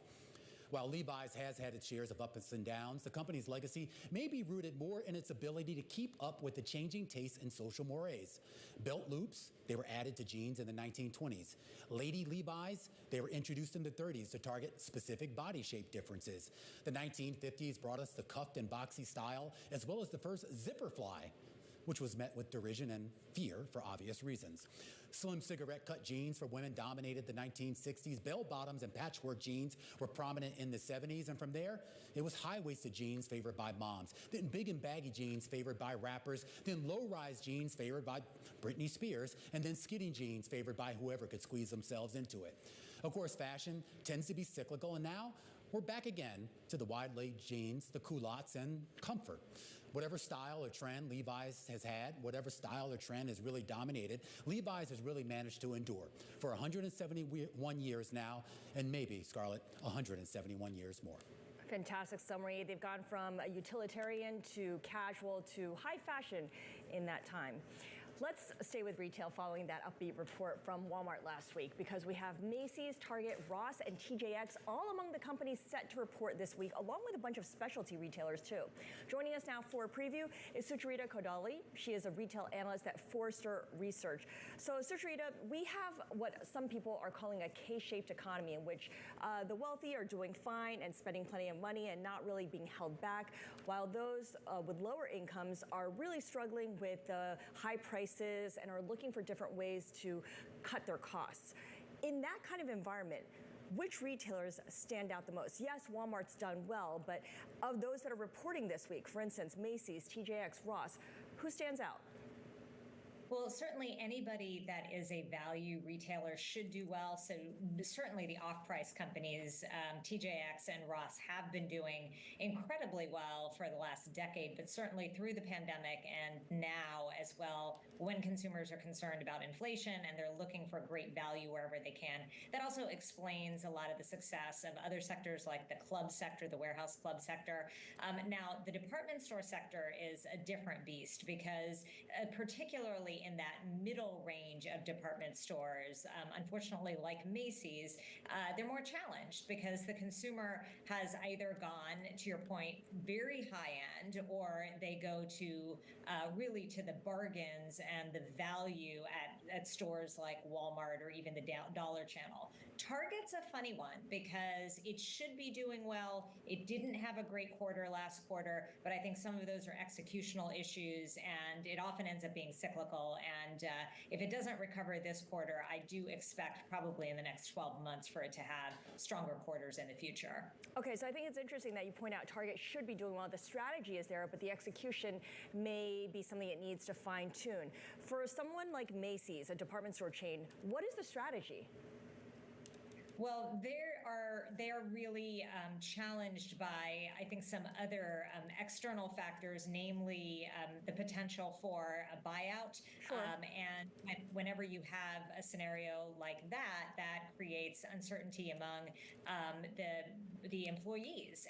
And you have also lots of anything that could be an investment in the future or improvements to the store experience or the website experience, they may be put on hold. You also have some of your best talent potentially leaving because they don't necessarily see a future for themselves. So anytime you have rumors like that and you don't actually have, kind of an answer, right. It creates a lot of uncertainty, and that certainly creates problems. But Macy's in general, they've been challenged for some time. I mean, really, the truth is that the consumer tends to purchase a lot of those products now in alternative venues, and that can be anywhere from Amazon to Walmart to higher end department stores and even brands themselves like Nike. So those are some of the challenges advantages that Macy's has. Well, I'm curious, though, too, here, just about the model overall. I mean, not just with Macy's, but obviously Nordstrom's going through some issues, and you have some other department stores that are really trying to figure things out, including your former employer at Saks. And I am curious that when you sort of draw on the experience that you had working, for Saks and Toys R Us and a couple others I'm forgetting here, you talk about this idea of how to make that experience palatable, how to make it, I guess, fun enough in a way and worthwhile enough in a way to get people in the door. Does that playbook from years past, because I feel like they're just trying to repeat that playbook, does that even apply in this day and age? Well, it can, and certainly there are experiential retailers that still continue to thrive. I would argue that Lululemon is in that club. There are absolutely other stores like Lush Cosmetics, and certainly in the cosmetic space, companies like Ulta that have done pretty well creating exactly that. The challenge, I think, for Macy's is that many of the brands that they may have found success with in the past, like the apparel brands, the brands like Nike, Adidas, many of them have their own direct-to-consumer now, and that poses a challenge to getting some of that prime inventory that consumers really want. So they end up being reliant on private label, which is good because there are high margins in private label, but private label is also heavily, they're products that are widely available elsewhere. And, you have these apparel competitors in the form of Shein and Temu now that are also hurting a lot of these mid-range department stores. All right, Sucharita, need to leave it right there. Great conversation. Got to get you back soon. Sucharita Kodali, retail analyst over at Forrester Research here. And I think as Macy's and those big departments try to figure things out, a few other retail companies also trying to figure things out. There was an interesting story on Target today, Scarlett, basically saying they're going to cut the prices on about 5,000 products here, kind of an acknowledgement about how inflation is really hitting some of their customers. In this case, it's deflation, right? Yeah. And it's not just coming out with your own brands. That's part of it. Some of it will be national brands, too. They're going to be marking down. I wonder how much of this is going to be permanent versus kind of a summer thing, and then they'll see how it goes, whether it juices sales. I feel like some of this might be permanent. Remember we were talking about the McDonald's and their $5 thing, and everyone's saying, okay, is this just kind of a one-off promotion and they'll be back? And they're saying that no, a lot of these stores realize that, at least the ones that cater to a lower income consumer, it's like that's your bread and butter. Like, you should be catering to them all the time. You got to listen to them. And there are a lot of people that feel, whether it's McDonald's got a little bit too aggressive with the pricing, and even Target, which has always tried to have that luxe appeal. That's not what people are looking for. Yeah, but the $5 meals at McDonald's is not going to include certain things. It'll only be certain kinds of foods. It's not going to be chicken McNuggets, for instance. No, I don't think so. So that means. What are they feeding me? Do you go to McDonald's? I don't strike you as a McDonald's guy.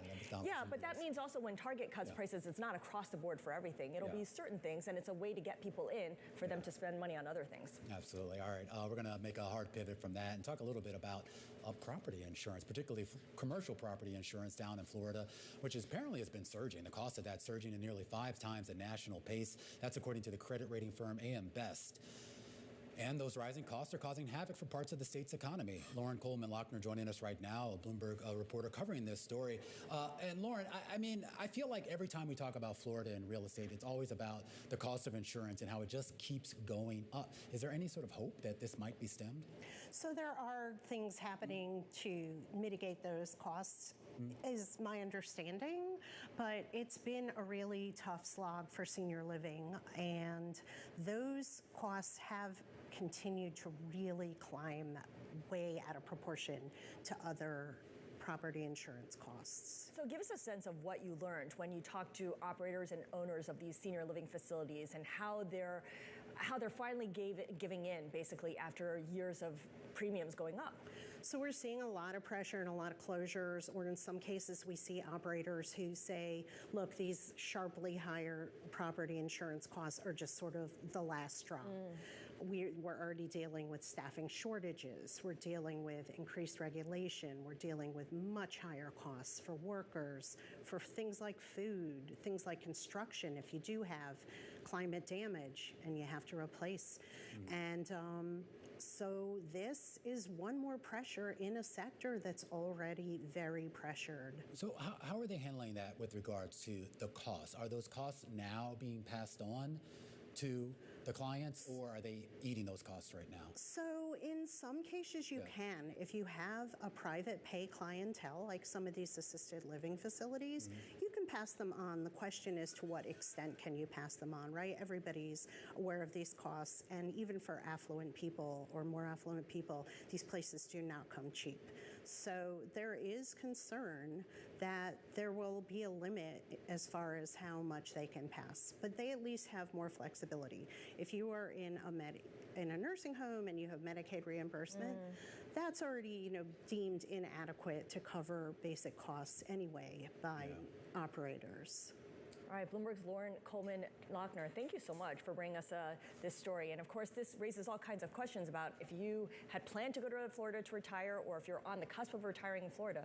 What do you do? How do you position yourself? Well, that's the thing that's so compelling to me, because you would think that the government would see this and say, we got to fix it. Because at some point, I know what you're getting at, some of these companies are just going to have to leave. Right? And with it comes the retirees. I mean, obviously, where do you go? You want to go someplace warm, but I don't know, maybe Carolinas or somewhere else can offer something that Florida can't, but I don't know if we're at that critical state yet. Well, maybe enough billionaires are coming in that the departure of several thousand senior citizens won't be as much of a hit. I don't know. Yeah, we all know they pay their fair share of taxes, so that should help, right? Oh, yeah, absolutely. All right, let's take a look at how markets closed on the day. You said we almost got to record high, but we didn't quite get there, did we? Yeah, this is heartbreaking. I mean, 53.08.20, I think is what I thought we were going to close at. We dropped down to 53.08.13, which is just a fraction of a point below that all-time high. Okay, so we have to save the rally caps for another day. I included the Magnificent Seven. The good thing is, if the market goes up tomorrow, it's got to be a record higher. Yes, it will be. I mean, as long as it gains at least 0.07, right? NVIDIA reports earnings on Wednesday, and of course there's anticipation ahead of it. Not much going on in the bond market, and gold, record high. There you go. There's something with a record. All right, we'll be back in a moment. This is The Close on Bloomberg.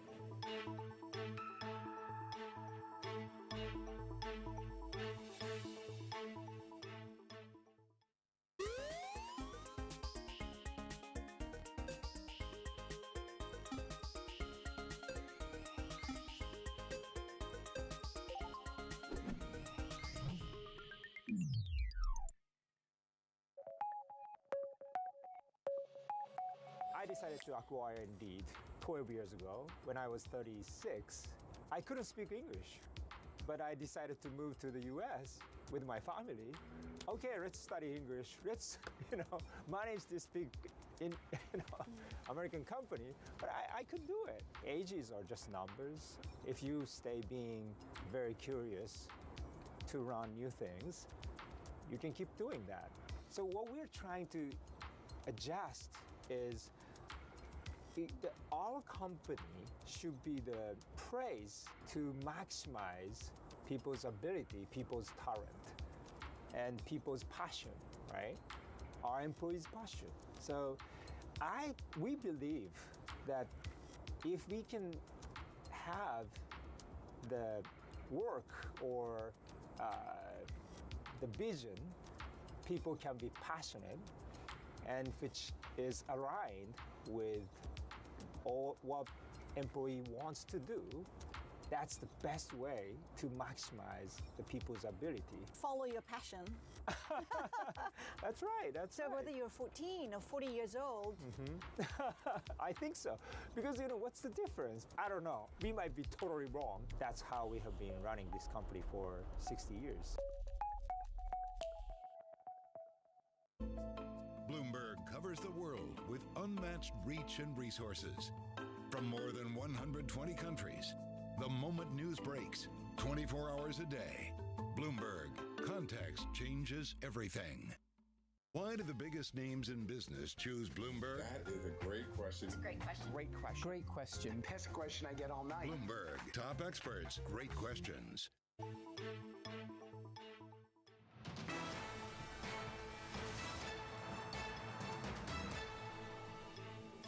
Let's get now to the latest on the helicopter crash that killed Iran's president over the weekend.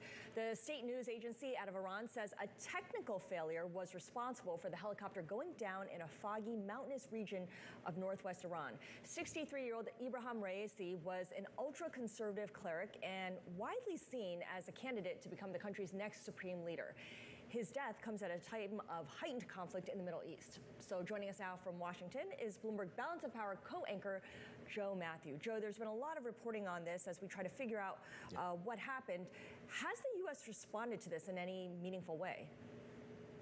Yeah, well, I guess it has responded in an official way. I'll put it that way. It's been actually a rather subdued response from the government as a whole here, a subdued and I'd say qualified response, because when we do hear from people, there's a little bit of background that's required. Remember, we're talking about someone who the administration associates with human rights abuses and the repression of the Iranian people dating back years. The administration did issue an official statement by way of the State Department expressing, quote, official condolences over Raisi's death. And that became a big topic of conversation at a State Department briefing with reporters today. Wanted to know what official condolences mean.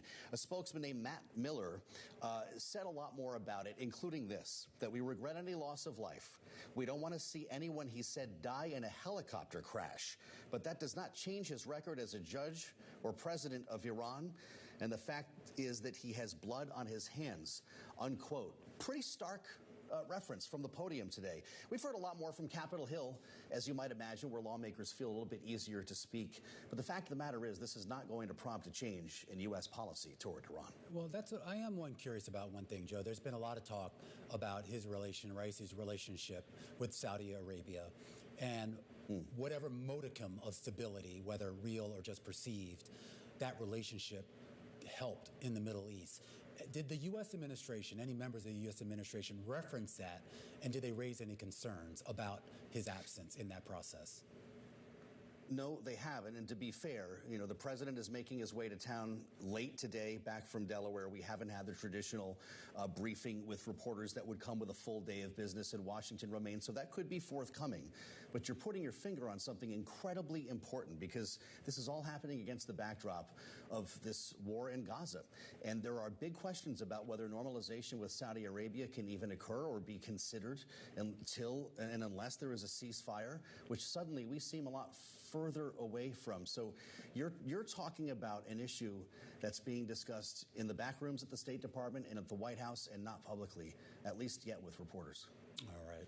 Well, we'll certainly bring you any information once we do get it publicly. You can catch all of that coverage right there on Balance of Power with Joe Matthew and Keely Lines.